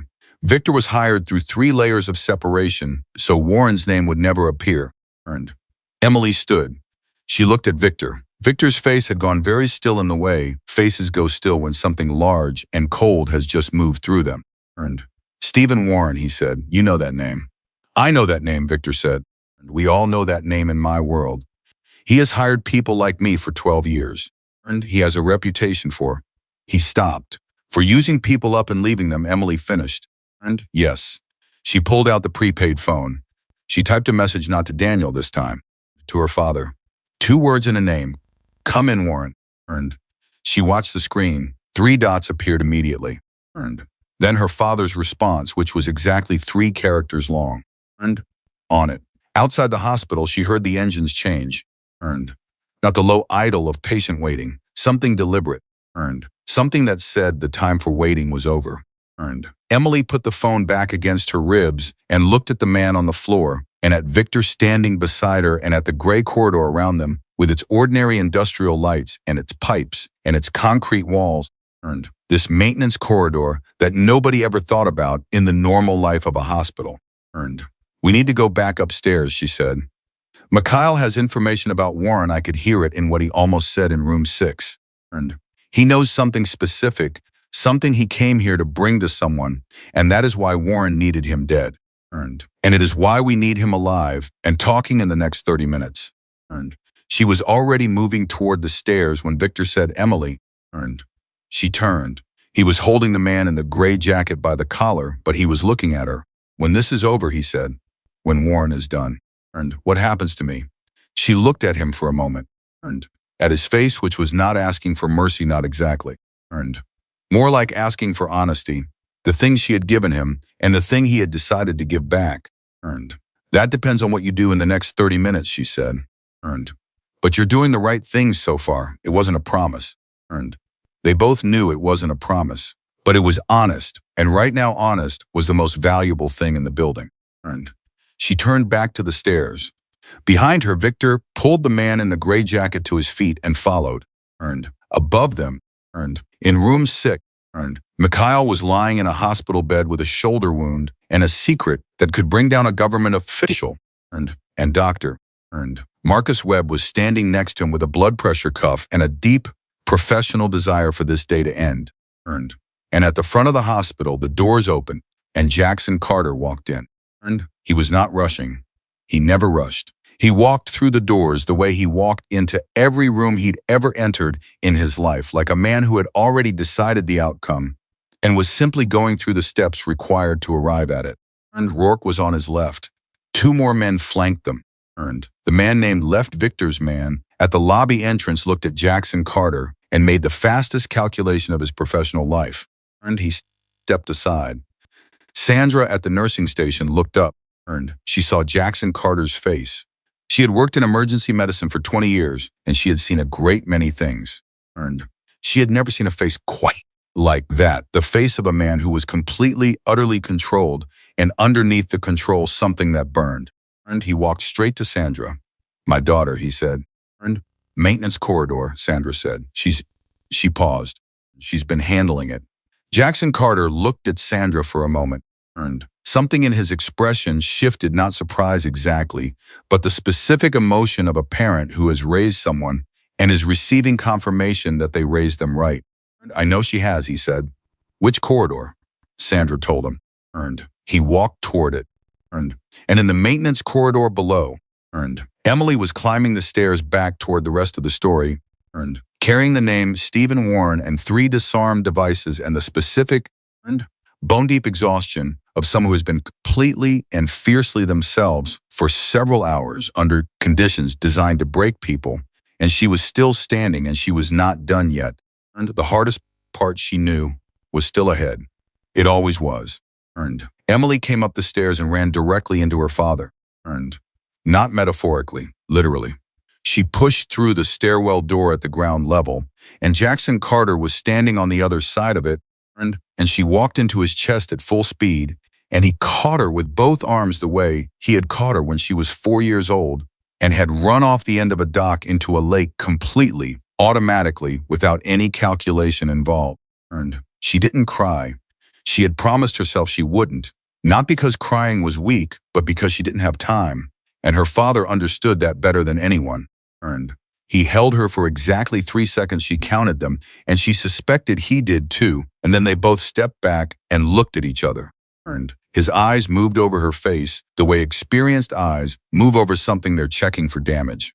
And top to bottom, fast. "You're okay," he said. And it wasn't a question. "I'm okay," she confirmed. His jaw tightened once. And released? Good. Behind Emily, Victor came through the stairwell door with the man in the gray jacket. And Jackson Carter's eyes moved to Victor with a precision and weight that made the temperature in the corridor drop noticeably. And Rourke, beside Jackson, had his hand at his waist. And "Dad," Emily said. Jackson's eyes didn't move from Victor. And "Dad, he's with me. He's helping." A pause that lasted long enough to be meaningful. And then Jackson Carter looked at his daughter. And the look on his face said clearly, without words, that he was filing this information, that he was accepting it because she said it, and that he had approximately 40 questions that would be asked later in a location that was not a hospital corridor. "Okay," he said. He extended that single syllable to communicate an entire paragraph of conditional acceptance. Victor heard it. Emily watched Victor register it, the slight, involuntary straightening of his posture, the way a person adjusts when they've just understood exactly what kind of man they're standing in front of. And we have a name, Emily said. Stephen Warren, defense contractor liaison. And he built the operation that put Victor inside this building and had devices placed to level it if extraction failed. And we've disarmed 3 units. Mikhail, the patient in room 6, has evidence against Warren. And that is why he came here. That is why he was placed here. And Warren sent him here knowing Victor would follow, knowing the building would come down either way. And Jackson listened to all of this without interrupting. And it was one of the things she had always admired about him. He let people finish. And he said it was because half the mistakes people made came from reacting to the first sentence instead of listening to the last one. And when she finished, he said, "How much time?" Victor estimates Pell Warren's direct contact will send someone to verify the devices before triggering remotely. And we've already neutralized his man inside. She tilted her head toward the zip-tied figure Victor was managing. And but Pell knows we're active. We have maybe 20 minutes before he shifts to a different plan. And what's the different plan? Emily looked at Victor. And if the devices fail, Victor said Pell's secondary option is direct. And he comes in, small team, takes Mikhail, eliminates witnesses, exits before law enforcement can respond. He paused. And he is very good at this. Better than you? Jackson asked. And the question was direct, not hostile, genuinely measuring. And different skill set, Victor said. Pell is a closer. And he finishes things. He has never left a job incomplete. And first time for everything, Jackson said. He looked at Rourke. And get 4 men on every entry point. Nobody in or out except medical staff and verify every face. He looked back at Emily. And the patient Mikhail, he's stable? For now, but he needs to talk. And whatever he was bringing, it needs to come out now, before Warren can consolidate. And then let's go hear what he has to say. And they moved toward room 6, Jackson, and Rourke, and Emily and Victor, with the gray jacket man, a procession that moved through Cedar Valley Medical Center's corridors, with a focused, deliberate energy that parted the remaining staff like water. And Sandra watched them pass from the nursing station. And she had managed this hospital floor through things she never expected to manage, and she watched Jackson Carter lead that group toward the trauma bay, and she thought with the dry and clear-eyed pragmatism of a 20-year veteran that whatever was in that room was about to get resolved one way or another. And that was probably the best thing that could be said about it. And Dr. Webb was standing just outside room 6 when they arrived. And he had the look of a man who had performed 100% of his professional duty and had absolutely no more to give. And he saw Emily and his entire body exhaled. His pressure stabilized, Webb said immediately, because he was a physician, and that was the most important thing. And vitals are better. He's been asking about you. Good. Emily moved past him into the room. And Mikhail was sitting up slightly. She'd allowed the incline. Good for his breathing, and when he saw Emily, his face showed genuine relief. And then he saw Jackson Carter behind her, and the relief became something more complicated. And you know who I am, Jackson said. It was not a question. And he stepped to the side of the room and stood with his arms crossed and simply occupied the space the way large, dangerous men occupy spaces not aggressively, and not performing it, and simply being exactly what they were without apology. And I know your name, Mikhail said. Then you know I'm not here to hurt you. And my daughter says you're useful. She doesn't say that lightly. And Mikhail looked at Emily. You told him. I told him you have something important, Emily said. And now you're going to tell us what it is, all of it. And because the man who arranged for you to be in this bed is about to send someone through that door, and the only thing that stops him is if what you're carrying becomes worthless to bury. And Mikhail was quiet for a moment. The monitor beeped, and his blood pressure was reading 140/90 elevated, but manageable. And I was an analyst, he said finally. Defense intelligence. And not American, my country's equivalent. I worked with Warren's office on a joint program 14 months ago. And we were sharing signals intelligence on a specific network arms trafficking. Eastern Corridor, state adjacent. He paused. And during the data exchange, I saw things I was not supposed to see.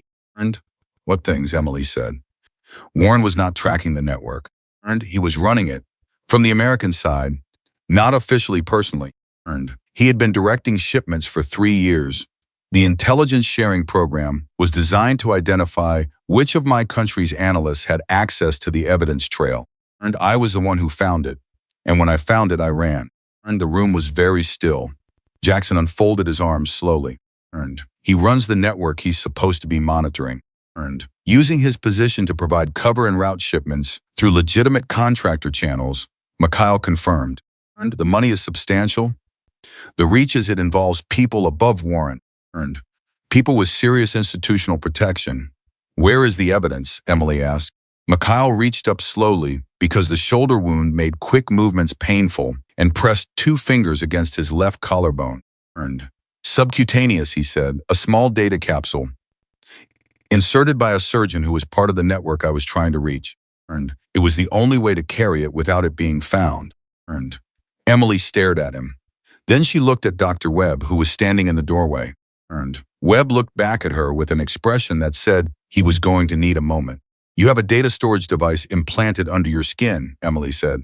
And 40 gigabytes of encrypted transaction records, and communication logs, and shipping manifests, Mikhail said. 14 months of documentation, enough to dismantle the entire operation and identify every participant. And Victor, standing against the wall, made a sound that was not quite a laugh. And Warren knew you had it. He suspected. He knew I'd taken something. And he didn't know what form it was in or where it was hidden. And that is why he needed me here. Needed me in a contained location where he could extract me and take his time finding it. And except the extraction went wrong, Emily said. The cab driver who brought me here shot me first. And he was Warren's man, trying to make it look like I'd been robbed before Victor could bring me in. And the driver didn't know about the capsule either. He was just supposed to slow me down. Mikhail's mouth twisted. And I managed to get out of the car. Managed to get here. And you chose this hospital specifically, Emily said. And I knew someone here was connected to people who move outside official channels. And I didn't know how to reach your father directly, but I knew the name Carter was connected to the Hells Angels. And I knew the Hells Angels have no love for Warren's type of people. And Jackson made a short sound in his chest. You walked into my daughter's hospital deliberately. And I walked into the only place I could think of where Warren's reach might not extend, Mikhail said. And he looked at Emily. I did not plan for any of this. And I am sorry for what it cost you. Emily looked at him steadily. And we'll process the apology later. Right now, I need to do a minor extraction procedure on your collarbone, and Dr. Webb is going to assist. Webb stepped fully into the room. And Emily, I need a moment to prepare. You have 2 minutes, she said. And Victor, she turned to him. Pell, how does he come in? And quietly, small numbers. He creates a distraction at the main entrance, something that draws attention and enters through a secondary point. And loading dock, Jackson said immediately. He was already on his phone. And Rourke? Loading dock now. 2 men minimum. Rourke's voice came back fast and affirmative. And Emily was already at the supply cart, preparing what she needed. The procedure was not complex. The capsule was subcutaneous, and close to the surface, and local anesthetic, and small incision, and retrieval. And she had done more complex procedures under worse conditions. And she set up with the efficiency of someone who does not allow herself the luxury of dwelling on the pressure around her. And Webb, she said. Ready, he said. He had found his footing again, the medical task pulling him back into himself the way professional purpose always does. And Mikhail, I'm going to ask you to hold very still. And I am very good at holding still, he said. I have been doing it for 14 months. And she worked. The room was quiet. In the way operating rooms are quiet, not empty quiet, but focused. Quiet. Everyone who understands what's happening staying out of the way of the people doing it. And Jackson stood at the door. Victor stood at the window. And the monitor tracked Mikhail's vitals with steady, indifferent beeps. And 4 minutes and 20 seconds after she started, Emily held up a small sealed capsule no larger than a pencil eraser. And titanium casing, by the look of it. Something that would pass through an airport scanner as a metal fragment from a healed injury, which it was presumably designed to resemble. And she cleaned it, dried it, held it in her palm. 40 gigabytes. And 14 months. The operational evidence of a network that had moved weapons and money and protected itself with institutional authority and the violent removal of anyone who looked too closely. And all of it sitting in the palm of a nurse in a trauma bay in Cedar Valley Medical Center. What do we do with it? Webb asked. We make it public, Emily said. Not through channels Warren can access or delay. Directly public. Jackson looked at her. I know a journalist, he said. She's been working a defense contractor corruption story for 2 years. She's been waiting for something solid. Can she receive encrypted files? She has before. Call her, Emily said now. While we still have it. Jackson was already dialing, and that was the moment when the fire alarm went off. Not a malfunction, not a drill. 3 long blasts, and then the sustained wail of the full evacuation alarm, triggered from somewhere in the building, deliberate, designed to create exactly the confusion that would cover a team moving fast through a hospital in chaos. Pell was inside. Emily closed her hand around the capsule. How many? She said to Victor. Pell travels with 2, Victor said. Never more, he moves fast. Then we don't evacuate this room, Emily said. She looked at her father. Jackson Carter was already off the phone. His face had the look it got when the calculation was complete and the decision was made, settled, resolved, beyond argument. The journalist is standing by. We need 4 minutes to transmit. We have less than that, Victor said. Then we buy it, Emily said. She looked at Jackson. The capsule connects to what, a laptop, a phone? She gave me a specific app, secure transfer. Emily handed him the capsule. Do it here in this room. We hold this room. Jackson looked at his daughter, a long, specific look that contained 31 years of knowing her and the particular pride of a parent who raised someone to be exactly what they needed to be at exactly the moment it mattered. And then he looked at Victor. You're with me? Victor met his eyes. Yes. You understand that means something. I understand. Good. Jackson moved to the door and stationed himself with Rourke, who had appeared from somewhere with 2 of the chapter's men flanking him. Victor took the opposite side. Emily stayed with Mikhail. Her hand on his wrist, monitoring his pulse manually. Feeling it against her fingertips. Keeping her attention split between the data transfer. Her father was managing on his phone in the door, and the man in the bed who had started all of this. Are you afraid? Mikhail asked. His voice was very quiet, just for her. Yes, Emily said, but you stay anyway. That's the job. Not just the job, Mikhail said. That is who you are. The fire alarm screamed overhead. In the corridor outside, they could hear movement, not the panic shuffle of evacuating patients, which was soft and uncertain, but something faster and more directed. Someone who knew where they were going. Jackson finished the transfer in 3 minutes and 40 seconds. He looked up. Done. Confirmed receipt? Emily asked. He checked the phone, confirmed. Then it's out, Emily said. Whatever happens in this room now, the data is transmitted. Warren can't stop it. Pell can't stop it. That was when the door opened. The man who came through it was not what Emily had pictured. She had pictured someone who looked dangerous in obvious ways, the way Victor looked dangerous, with size and controlled aggression. Pell was medium height, slim, with a face that was almost aggressively ordinary, and the kind of face that disappears in a crowd, the kind that never gets looked at twice. He was wearing scrubs, blue ones, identical to Emily's, and he had a hospital badge clipped to his pocket and a weapon that appeared when he stepped fully into the room. He saw Jackson Carter and the 2 men on either side of him. He saw Victor. He did a rapid calculation. His face showed nothing. The capsule, Pell said. His voice was flat, lightly accented, not the same language as Victor, something different. Give it to me, and everyone walks out. It's already transmitted, Emily said from behind him. Pell turned. He hadn't seen her in his initial scan. She was to the right of the door, behind Mikhail's gurney, and she had moved very deliberately into that position in the last 30 seconds. Old instinct, new application. Put yourself where the person entering doesn't look first. The data is already with a journalist, Emily said. Encrypted, received, confirmed. You're not containing anything. You're just deciding how this ends for you personally. Pell looked at her. His eyes were the flattest she had ever seen. Not cruel flatness is different from cruelty. He was a man who had turned himself into a mechanism, the same way Victor had once been, but more completely. Victor still had the capacity for recalculation. Pell looked like someone who had burned that out a long time ago. Carver, he started. Stephen Warren, Emily said. Earned. Saying the real name clearly. Earned. In the room. Earned. On the record, if anyone was recording, and Rourke. Earned. She noticed.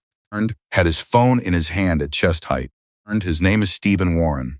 We know the network. We know the contractors. Earned. The journalist has 40 gigabytes of documentation, and she is not waiting for permission to publish. Something moved in Pell's face. Not uncertainty recognition. The recognition of a professional who has just identified a position that cannot be held and is processing the next move. Victor spoke from the other side of the room. In that language she couldn't identify. Not long a sentence, maybe two, directed at Pell. Pell listened. His weapon didn't lower, but something shifted. What did you say? Emily asked Victor. I told him Warren has already begun the process of disconnection, Victor said. That his channels have gone dark in the last 30 minutes. That Pell is no longer connected to anything because Warren is burning the network now that the data is out. He paused. I told him he is already alone. Pell's jaw tightened once. He looked at the weapon in his hand as though seeing it from a new angle. You have two options, Jackson Carter said from the door. His voice had not raised above its normal register the entire time. That same controlled, even tone that Emily had grown up understanding meant the most serious possible level of seriousness. You can make this worse, or you can make this better. But you don't walk out of here with anything that came out of that man's shoulder. That's done. The silence lasted 11 seconds. Emily counted them. Pell lowered the weapon. Not in surrender, not exactly. In the specific way of a man who has made a professional assessment and found that the tactical position no longer supports continuing. He was calculating something. What? Emily couldn't fully read. Rourke moved faster than she expected from a man his size, and had Pell's wrist and the weapon separated before Pell had fully completed his own calculation. Pell didn't resist. He had the contained, distant expression of someone already thinking about the next thing. Who else knows about the capsule's location? Emily asked. Nobody, Pell said. Only Warren. And he didn't know it had already been extracted. He thought it was still inside. Then he's going to find out from a journalist's questions, Emily said. Which is exactly how it should happen. Pell looked at her. For the first time, something in his flat eyes showed something that wasn't calculation. It was brief, a flash, gone almost immediately. You're the nurse, he said. Yes. Victor said you were the most dangerous person in the building. He said it without inflection, without apparent intended compliment. Just reporting what he'd heard. Emily looked at Victor. Victor was watching the wall just to the left of her, not quite meeting her eyes, with the expression of a man who had said something he had forgotten might be repeated. Mikhail needs rest, Emily said. She turned back to the gurney. His blood pressure is up again. We need to clear this room. And that was how she ended it. Not with a declaration. Not with anything dramatic. She turned back to her patient and checked his vitals, and asked him how his pain was, and reached for the chart, and the room reorganized itself around her authority, the same way it had been doing all evening because she was the nurse. And this was her floor, and some things did not change, regardless of how many weapons were in the room. Jackson watched her. Rourke and the men managed Pell. Victor stayed where he was against the wall, and Emily could feel him watching her work the same way he had watched her in the first minutes of the crisis, with that recalibrating intent, that ongoing revision. Mikhail's blood pressure started coming down. Gradually. His breathing steadied. You're going to be okay, Emily told him. The wound is holding. You're going to need surgery to clean it properly within the next 48 hours, and you're going to need a medical escort to wherever you go after this. But right now, tonight, you're okay. Because of you, Mikhail said. Because of a lot of people, Emily said. She glanced at Victor without making it obvious. People who made the right call when it mattered. Mikhail followed her glance. He looked at Victor for a long moment. You did not have to help her, he said. I know, Victor said. Why did you? Victor was quiet for a moment. Then because she was right. And being right was enough. The fire alarm stopped.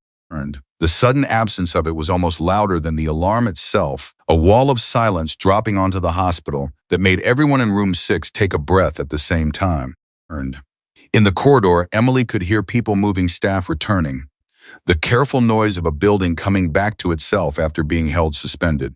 And Sandra's voice, clear and organized, directing people back to their stations. Earned the specific noise of a hospital that is resuming the business of keeping people alive. And Dr. Webb appeared in the doorway. Earned. He looked at the room, at Pell restrained in the corner. Earned. At Victor against the wall. Earned. At Jackson Carter's people positioned at the door. Earned. At Emily adjusting Mikhail's V with steady hands, and he processed it all with the expression of a man who is going to need several quiet evenings and possibly a therapist to fully work through what he had experienced today. And the police are outside, he said, a lot of them. Earned. Good, Emily said. Tell them we're ready to talk. Earned. Tell them we have 2 individuals in custody. We have a secured witness with medical needs, and we have evidence relating to a federal level case that needs to be handled by someone with appropriate clearance. She paused. Earned. Tell them nobody is hurt beyond the pre-existing gunshot wound that started the whole thing. Webb nodded. He started to turn, stop, look back at Emily. Earned. You know, he said, Earned. In 22 years of emergency medicine, Earned. I have never, Earned. I know, Marcus, Earned. Emily said, Earned. Not unkindly. Earned. Go talk to the police. Earned. He went. Emily finished the IV adjustment and stepped back from the gurney and stood for a moment with her hands at her sides and her eyes on the monitor. And the numbers were good, better than good. Mikhail's vitals had stabilized to the point where she could, for the first time since 6 o'clock that evening, look at them and feel something approaching confidence rather than vigilance. Earned. She felt her father come to stand beside her. He didn't touch her, didn't need to. Earned. She could feel him there the way she had always been able to feel him there. The specific warmth and weight of his presence, which had been the constant of her entire life. Earned. You did good, he said. She had heard him say that exact phrase 12 or 15 times in her life, and it had never meant the same thing twice. Earned. The first time, she'd been 7, and she'd held her ground when a bigger kid at school had tried to take her bicycle. Earned. The last time she'd been 28, earned, and she'd stayed at the bedside of a dying patient for 4 hours past the end of her shift because the patient had no family, and she had decided that no one should die alone if someone was available to sit with them. Earned. This time, earned, coming from him, earned, in this room, earned, it carried the weight of everything the evening had been, every decision, earned, every held breath, earned, every moment of managing herself through something that was designed to be unmanageable. She looked at him. I was scared, she said. I know. And the whole time, I know that too. He held her gaze. Earned, you know what that means? That I did it anyway. Earned. That you did it anyway, he confirmed. That's what it's always meant. Earned. She nodded. She looked back at the monitor. Then she looked at Victor, who was still at the wall, watching this exchange with the expression of someone who is witnessing something they don't have a category for, but are filing carefully anyway. Earned. Victor, she said. He straightened slightly. You're going to talk to the police, she said. Earned. You're going to tell them everything. Earned. Warren Pell. Earned. The operation. Earned. The devices. Earned. The network. Earned. All of it. That exposes my own involvement, Emily said. Earned. It does. Victor looked at her. And you still think I should do it? Earned. I think you already know you should do it, Emily said. Earned. I think you knew it the moment you told me about the devices. Earned. I think the question you're actually asking is whether it's worth it. Earned. And I can't answer that for you. But I can tell you what I've seen tonight. She paused. Earned. I've seen you make a decision when it cost you something. Earned. I've seen you follow it through when it kept costing you. Earned. That's not nothing. What you do with the police is just the last step in a decision you already made. Earned. Victor was quiet for a long time. The monitor beeped. Earned. Mikhail watched the ceiling. Jackson Carter stood beside his daughter with his arms at his sides and the settled, patient quiet of a man who has said everything he needs to say. Earned.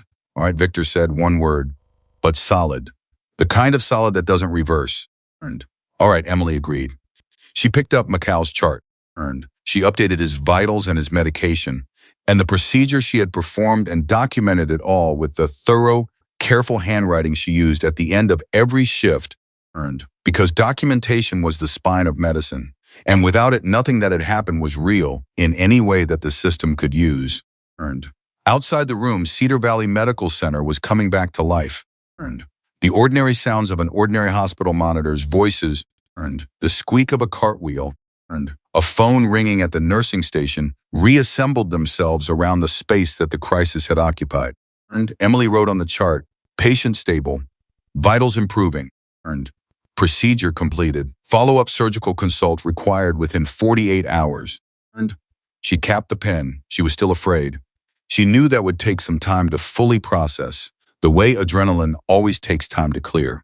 And her hands, she noticed when she looked at them, had a slight tremor, now the delayed physical response that the body saves for when the immediate danger is past. She had seen it in patients 100 times. She recognized it in herself with the clinical detachment of someone who has spent a long time learning to observe without judging. And she put the pen in her pocket. She put her hand briefly on Mikhail's forearm. Just briefly, just a contact, the kind that says you made it without requiring words. And he looked at her. Thank you, he said. And then, I'm sorry. And you said that already, I know. But the first time I said it because I felt guilty. And this time I say it because I mean it. Emily considered that distinction for a moment. And okay, she said, I accept it. She turned from the gurney and walked to the door, and her father stepped aside to let her through, and she walked out of room 6 and into the corridor of her hospital and took a long breath of the ordinary recycled air of a building that was still standing. And that was the part she kept coming back to in the days that followed. And still standing.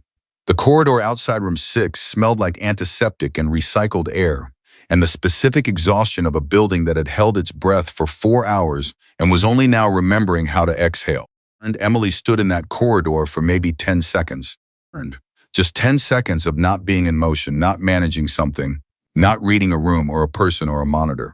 And 10 seconds of being a 31-year-old woman who had just lived through something that most people spend their entire lives never coming close to.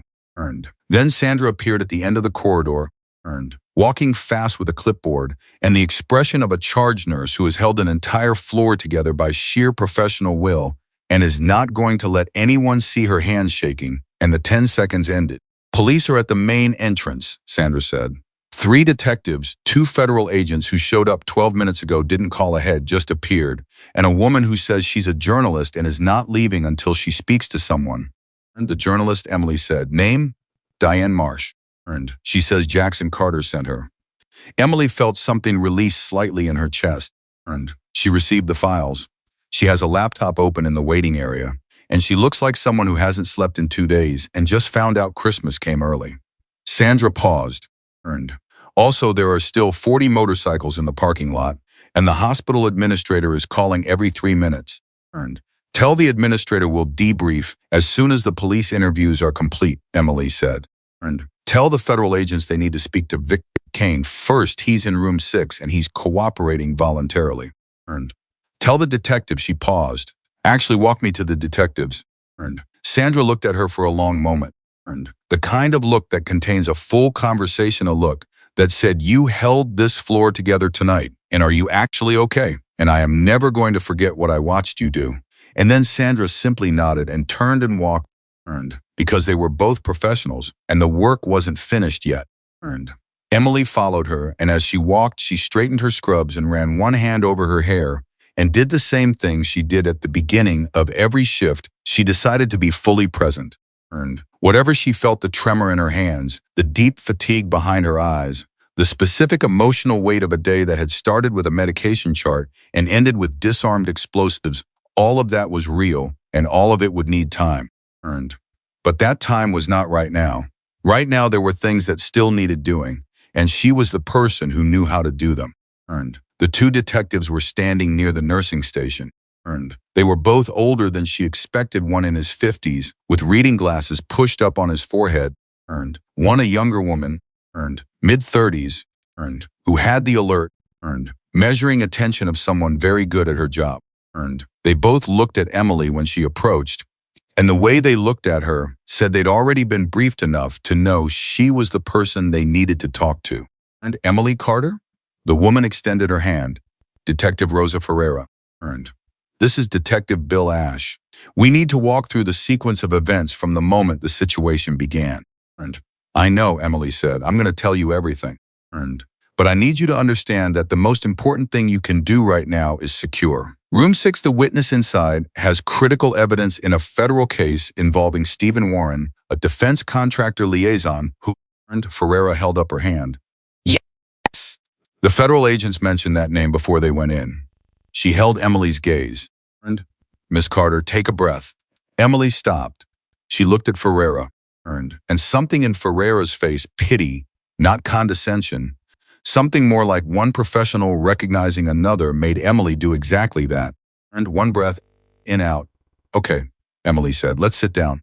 And they sat at the small table near the nursing station, and Emily talked, and Ferreira and Ash listened, and the story came out in the clear, sequential, factual way that it needed to come out, not dramatized, not minimized, simply documented, because documentation was the spine of everything. She had written it on Mikhail's chart an hour ago. Now she wrote it in the air for two detectives who were recording every word. She talked for 37 minutes.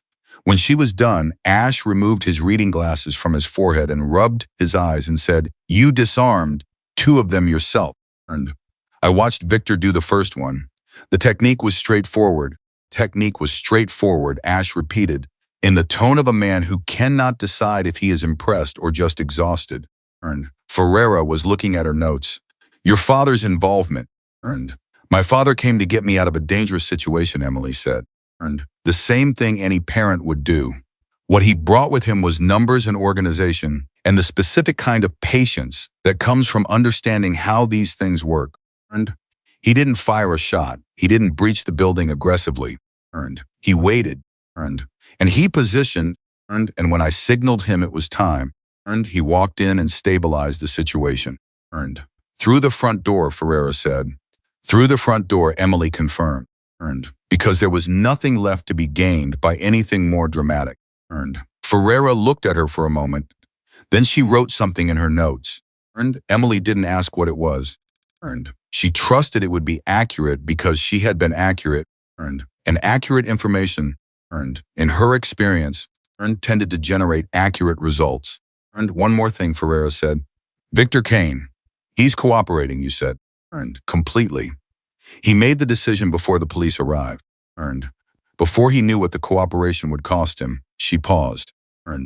That matters. It should be in the record that he made the decision when it was still a choice, not a negotiation. Ferreira held her pen over the notepad. It'll be in the record. Emily nodded. She stood. Her legs were steadier than she expected. Are we done for now? We'll need a formal written statement. I'll come in tomorrow morning. She walked away from the table, and the corridor opened up in front of her, and she realized, with a clarity that felt almost physical, that she didn't know exactly where to go next. The immediate sequence of tasks had run out. The crisis was contained. The evidence was transmitted. The witnesses were secured. The police were managing the formal process. For the first time in 4 hours, there was no specific next thing that required Emily Carter. She stood in the corridor for a moment with that unfamiliar feeling, and then she heard her name. Not her full name, just M. She turned. Her father was at the far end of the corridor. He'd been talking to Rourke, but he'd looked up when she came out of the interview. He was watching her with that specific expression she had seen twice in her life, before once when she was 9 and had fallen out of a tree and knocked the wind out of herself, and once when she was 23 and had called him from a hospital across the state because a car accident on the highway had put her in the emergency room with a broken wrist. Both times he had looked at her with that expression, the one that was not quite relief and not quite fear and not quite pride, but some combination of all three that didn't have a name. She walked toward him. He met her halfway, which was something he didn't always do. Her father was not a man who moved toward things. Things moved toward him, but he covered the distance between them, and when she reached him, he put one hand on the back of her head, the way he had when she was very small, and he didn't say anything for a moment. Then you okay? Yes, she said. Actually, yes. Not just saying it. I know the difference, he said. I know you do. He dropped his hand. He looked at her face with the same thorough attention he'd used when she came up the stairs, the damage check, the inventory. He found what he was looking for, which was not damage. And, or not only damage. You grew into yourself tonight, he said. And it was not a compliment, exactly. It was an observation. And the kind of thing her father said when he was reporting something true rather than trying to make her feel good. I've been myself for a while, she said. I know that too, he said. And, but tonight other people got to see it. That's different. And she thought about that. She thought about Victor, who had walked into the hospital with a weapon and a plan and had walked out of it with something stripped away and something else. Something she didn't have a word for, yet put in its place. And she thought about Mikhail, who had carried evidence across half the world under his skin and had ended up in the care of the person Warren had least wanted him to find. And she thought about Sandra, who had moved 11 patients to safety with nothing but competence and nerve. And she thought about Webb, who had stood in a trauma bay for 4 hours past his comfort zone and had done his job anyway, because doing your job was what you did. And Dad, she said, yeah, thank you for coming. He looked at her like she'd said something slightly absurd. And you're my daughter? I know, but thank you anyway. And he was quiet for a moment. Then he said gruffly and quietly, don't thank me. And just don't ever do this again. I didn't exactly plan it. And I know you didn't plan it. He exhaled. I know. And she almost smiled. Almost. The journalist, Diane's got everything. And she's already called her editor. The story runs in the morning. He paused. And Warren's people are going to know before then. He'll probably try to run. And the federal agents in room 6 have his name and the transmission confirmation, Emily said. And they won't let him run far. No, Jackson agreed. And they won't. The story of Stephen Warren broke at 6:47 the next morning, before most of the city had finished its first cup of coffee. And Diane Marsh had worked through the night. The laptop in the hospital waiting area had been the beginning. And by the time she filed the story, she had cross-referenced the capsule's documentation. She had spent two years cultivating for exactly this moment. And the story was specific and sourced and airtight, and it named names, and the names it named went well above Warren. And Warren was arrested at an airport at 4:15 in the morning, carrying a bag and a passport, and the specific expression of Russian who knew it was over and was running anyway, because running was the only thing left to do. And the federal agents had been waiting at the gate. They had the transmission confirmation. And they had Mikhail's testimony. They had Victor Kane's full debrief, which had taken 5 hours and had been the most comprehensive account of Warren's operation that investigators had seen. And Emily heard about the arrest the way she heard about most things that happened at 4 in the morning. Later, over coffee, from Sandra, who had gotten it from Rourke, who had gotten it directly from the agent in charge. She was sitting in the hospital break room at 7:30 in the morning, still in her scrubs from the previous day, having never actually gone home, when Sandra put a cup of coffee on the table in front of her and sat down across from her and said, he's in custody. Emily looked at the coffee. She picked it up. She drank. Good, she said. Sandra was quiet for a moment. Outside the break room, the morning shift was beginning. The sounds of handoff, of the hospital changing its personnel, while the building itself stayed constant. The monitor alarms, the cartwheels, the voices at the nursing station, all of it ordinary. All of it, this morning, sounding specifically, deliberately ordinary to Emily in a way it never had before. How's Mikhail? Emily asked. Surgical consult is scheduled for 9. The federal escort is already outside his room. Sandra paused. He asked about you this morning. What did he ask? He asked if you were okay. Sandra looked at her. I told him you were already drinking coffee and looking at charts. He said that was the most reassuring thing he'd heard in 2 weeks. Emily looked at her coffee.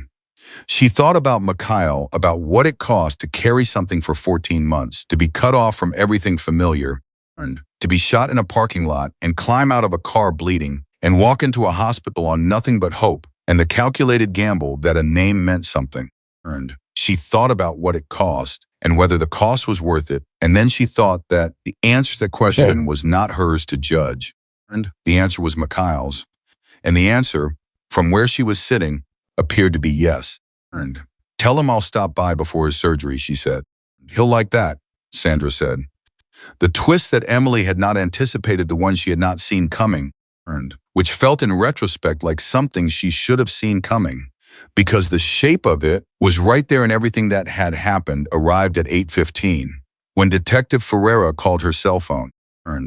Emily stepped into the hallway to take it. Detective, Miss Carter, I wanted to update you on a development. Ferreira's voice had a specific quality in it, not quite cautious, but careful. Victor Kane's debrief revealed something that wasn't in the capsule. Emily waited. Warren had a contact inside your hospital. Not the man in the gray jacket, a separate contact. Someone with long-term access. A pause. Identified them. It was the radiology technician who processed your maintenance access logs from 2 years ago before you were even involved. Warren's network has been running surveillance on this hospital for 18 months. They identified it as a potential location for exactly this kind of transfer based on proximity to interstate routes and the hospital's reputation for handling off-grid medical cases. Emily leaned against the wall. They chose this hospital. Specifically, it wasn't random. Warren's network selected Cedar Valley months ago as a potential extraction point and planted the contact to monitor traffic. Ferreira paused, which means Mikhail coming here wasn't just because he knew your father's name. He came here because someone we think a friendly contact in Warren's network who had flipped told him this was the one location where Warren had set up resources, but where Warren's control was imperfect. Where the setup might actually work against Warren. Emily processed this. Mika was sent here deliberately, by someone inside Warren's network who wanted Warren exposed. That's our current assessment. We don't have the identity yet. But yes. So this whole thing, she stopped. She thought about the shape of it, the cab driver, the shooting, Mikhail arriving bloody in her emergency department, Victor following, the devices, the capsule. She thought about how it had felt like chaos from the inside and wondered what it had looked like from the outside, from the position of someone who had set all the pieces moving and then waited to see which way they fell. Someone designed this to happen, she said. Not Warren. Someone who wanted Warren's operation exposed and chose this hospital because it was the one place the plan had the best chance of surviving Warren's response. That's what we think, Ferreira said. And whoever it was, they knew about your father. They knew what Jackson Carter would do if his daughter was inside. The weight of that settled on Emily slowly, the way heavy things settle not all at once, but in stages, each layer compressing the one beneath it. Someone had bet on her, not on her specifically maybe, but on the combination of elements that she represented. A nurse who wouldn't break, a daughter whose father would come, a hospital that a mercenary would walk into and find harder to control than expected. Someone had looked at all of that and decided it was the strongest hand available. Miss Carter said. I'm here, Emily said. Does it change anything? Legally? Not for Warren. Not for Pell. The evidence stands regardless of how it was engineered. Ferreira paused. I thought you should know. Thank you, Emily said. For telling me. She ended the call. She stood in the hallway for a moment, with the phone in her hand and the ordinary noise of the hospital around her, and the specific and disorienting feeling of discovering that the ground under a story is different from the ground you thought you were standing on. She thought about it. She turned it over. And then she decided something not all at once, but in the way her father had taught her to make real decisions, which was to feel the edges of it until you understood its shape. She decided that it didn't change what she'd done or why she'd done it. She had stayed calm because staying calm was the right thing to do. She had protected her patients because protecting patients was her job. She had disarmed 2 devices because 2 devices needed to be disarmed and nobody else in that moment knew how. She had told Victor to do the right thing because it was the right thing. None of that had been because of someone else's plan. All of it had been hers. Whatever architect had set the pieces moving, the choices made inside that hospital had been made by people inside it. By Sandra counting evacuated patients. By Webb standing at a gurney past his limit and doing his job anyway. By Victor deciding that one line, the line he'd told her about, the one about not killing civilians, was worth more than the job that was asking him to cross it. by Mikhail carrying 40 gigabytes under his skin for 14 months because he had children and because he had looked at what Warren was doing and decided that someone needed to know. And all of those choices were real. All of them had belonged to the people who made them. And she put the phone in her pocket and walked back toward room 6. And Mikhail was awake. The Federal Escort 2 agents, professional and quiet, nodded at her when she came in. And the room had been cleaned up. The evidence of the previous night's chaos removed by the overnight staff with the thoroughgoing efficiency of hospital housekeeping.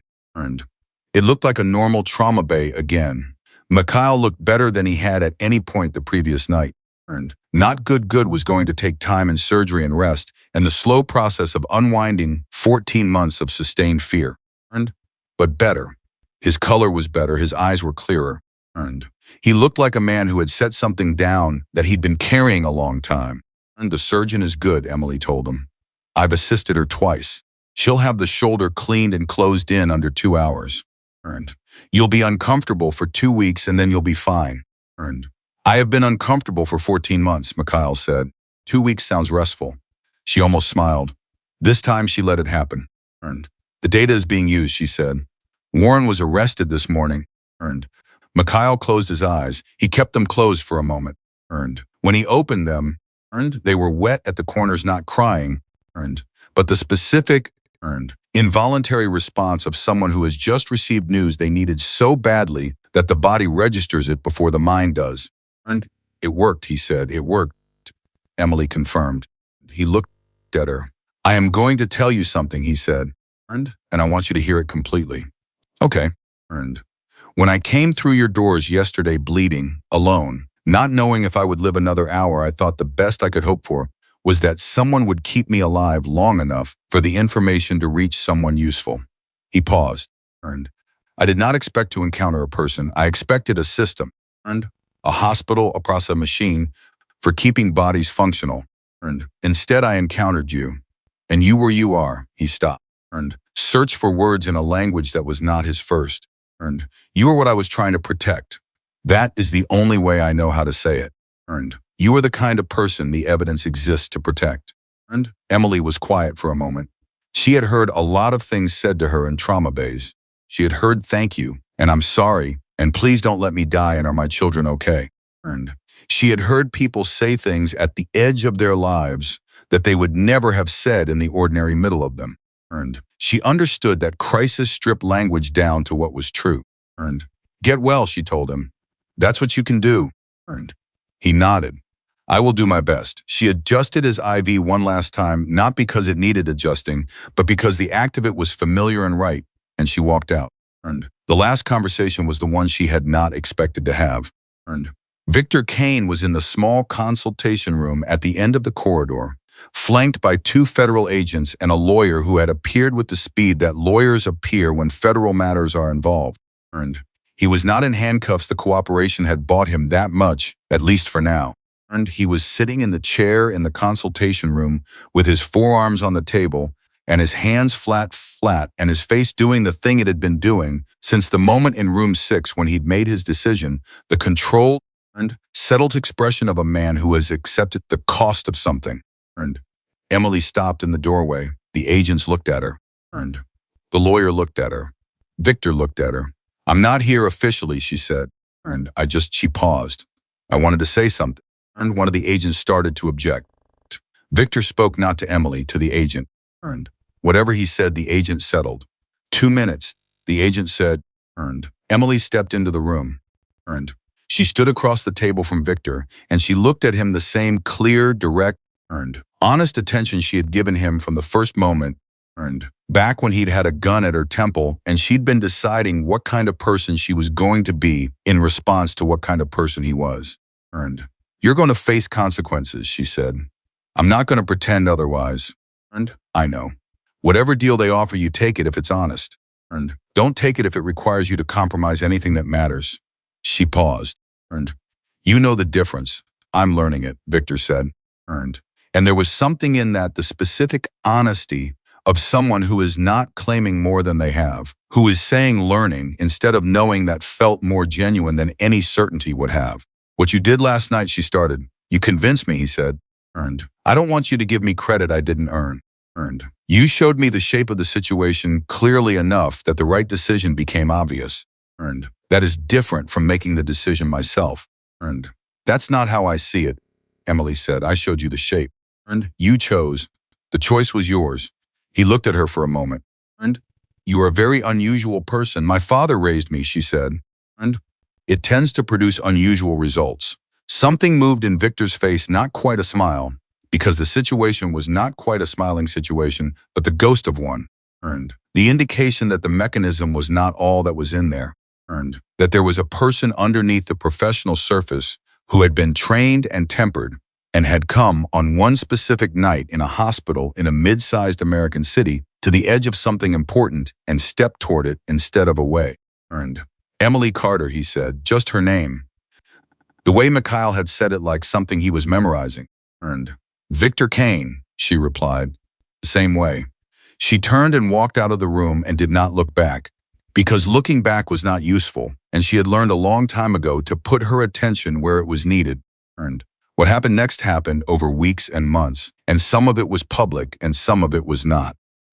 Stephen Warren was indicted on 47 federal charges. The network he had built over 12 years, the routing systems and contractor, covers and intelligence sharing programs that had functioned as camouflage came apart with the speed that things come apart when documentation is comprehensive and the witnesses are willing. 3 more individuals with government positions were charged.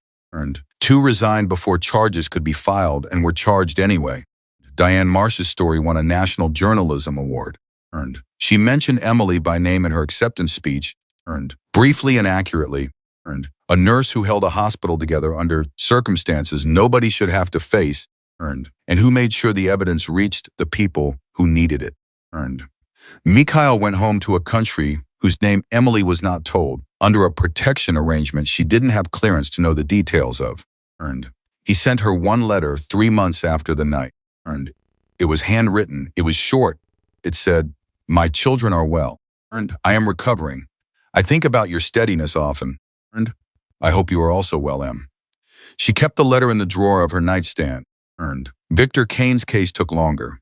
The cooperation produced a reduced charge arrangement that required 2 years in a federal facility and 5 years of supervised reporting obligations. He was not offered freedom. Nobody pretended the situation was that simple. But the agents who worked with him on the debrief said, in the formal record, that his cooperation had been complete and voluntary and had been initiated before any legal benefit was possible, which was the most important sentence in the file. He was processed through the system with the efficiency that the system applied to everyone, which was thorough and impersonal and correct. Emily sent him one letter, not to where he was because she didn't have that address. She gave it to Detective Ferreira and asked her to ensure it was delivered, and Ferreira, who had developed a specific kind of respect for Emily Carter over the weeks of the investigation, said she would see that it arrived. The letter said, "You made the right call. The fact that it cost you something doesn't make it less right, it makes it more right. The things that cost us something are the ones that mean something. I hope you find a way to use the time well. Emily Carter." She didn't know if he read it. She suspected he did. She decided that was enough. The hospital held a staff recognition event 6 weeks after the incident. The administrator gave a speech. He said the words extraordinary and resilience and community approximately 14 times each. He presented plaques to Sandra and to Dr. Webb, who accepted his with the expression of a man who would like to be done receiving attention for this particular experience. He presented one to Emily, who accepted hers with the clear, level composure that had come to be the thing everyone remembered about the night, the composure, the steadiness, the woman who had not broken. She thanked him briefly and sincerely and went back to her shift, because there were patients to attend to and the medication chart she'd been working on before the doors burst open 4 weeks ago was still, technically, outstanding. Sandra found her at the nursing station 20 minutes later. "You didn't even stay for the cake," Sandra said. "I'll eat cake tomorrow," Emily said. "Mr. Delaney in Bay 4 needs his post-op vitals rechecked." Sandra looked at her for a moment with the same expression she'd given her in the break room the morning after, the look that contained the conversation they hadn't fully had and might never fully have, because some things between professionals who have stood in the same fire are communicated without language. Then she picked up a chart and went back to work, because that was what they did. That was what they had always done. Jackson Carter came to the hospital one evening about 2 months after, when Emily's shift ended at 7. He was sitting on his bike in the parking lot alone, without the chapter, just him and the machine and the evening air. She came out and saw him and walked over and leaned against the bike next to him. They sat in comfortable silence for a little while, the way people sit in silence when they have enough history to make silence easy. Then he said, "The journalist called me. She's doing a follow-up piece. She wants to talk about the Hells Angels' involvement in the resolution." He paused. "I told her we were just a group of people who came to get a family member. That's all." "That's true," Emily said. She seemed disappointed. She wanted something more dramatic. "The dramatic part was inside," Emily said. "The part outside was just love." Jackson looked at her sideways. He was a man who did not use that word easily or often. He did not use it now. But his face did something settled, warmed slightly, shifted in the specific way of a person who has heard something true that they didn't know how to say themselves. "You know what your mother would have said about all this," he said. "That I should have called someone," Emily said. "She would have said you were just like me."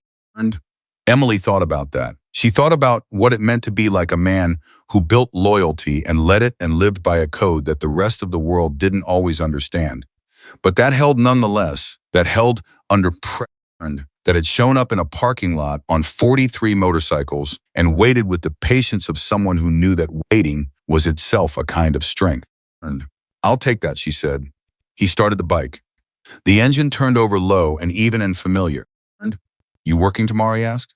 7 to 7, she said. He nodded. He put the bike in gear. He looked at her one more time, that same checking look, the damage inventory, the parental reflex that no amount of time or distance, or her being 31 years old and capable and proven, would ever fully turn off, because that was not how fathers worked, and she had long since stopped expecting it to change. "Proud of you," he said, just like that. Direct. "I know," she said. He rode out of the parking lot, and she watched the tail light until it disappeared, and then she turned and walked back into Cedar Valley Medical Center, where her patients were waiting, and her shift had already technically ended, and there were 17 things on the board that still needed attention. She picked up a chart at the nursing station. She uncapped her pen, and she began. Because that was who Emily Carter was, not the woman who had survived a hostage situation, not the daughter of the most feared man in 3 counties, not the nurse who had disarmed explosives and stared down a mercenary and outmaneuvered a government official's assassination plot. All of those things were true, and none of them were the whole of her. The whole of her was a woman who showed up and did the work and protected the people in her care with everything she had, every shift, every day, regardless of what the shift contained, because her father had raised her to understand that real strength is not the thing you display in the extraordinary moment. Real strength is what you carry into every ordinary moment after, when the crisis is over and the cameras are gone and the plaques are on the wall and there is still a patient in Bay 4 who needs his vitals checked. That was the truth of it. That was what the night had been about, underneath everything else. Not the hostage, not the mercenary, not the evidence, not the bombs. The truth was simpler and harder and more durable than any of that. Some people, when everything falls apart, become who they really are. Emily Carter had already been who she really was. That was why he took the wrong nurse. And that was why it changed everything.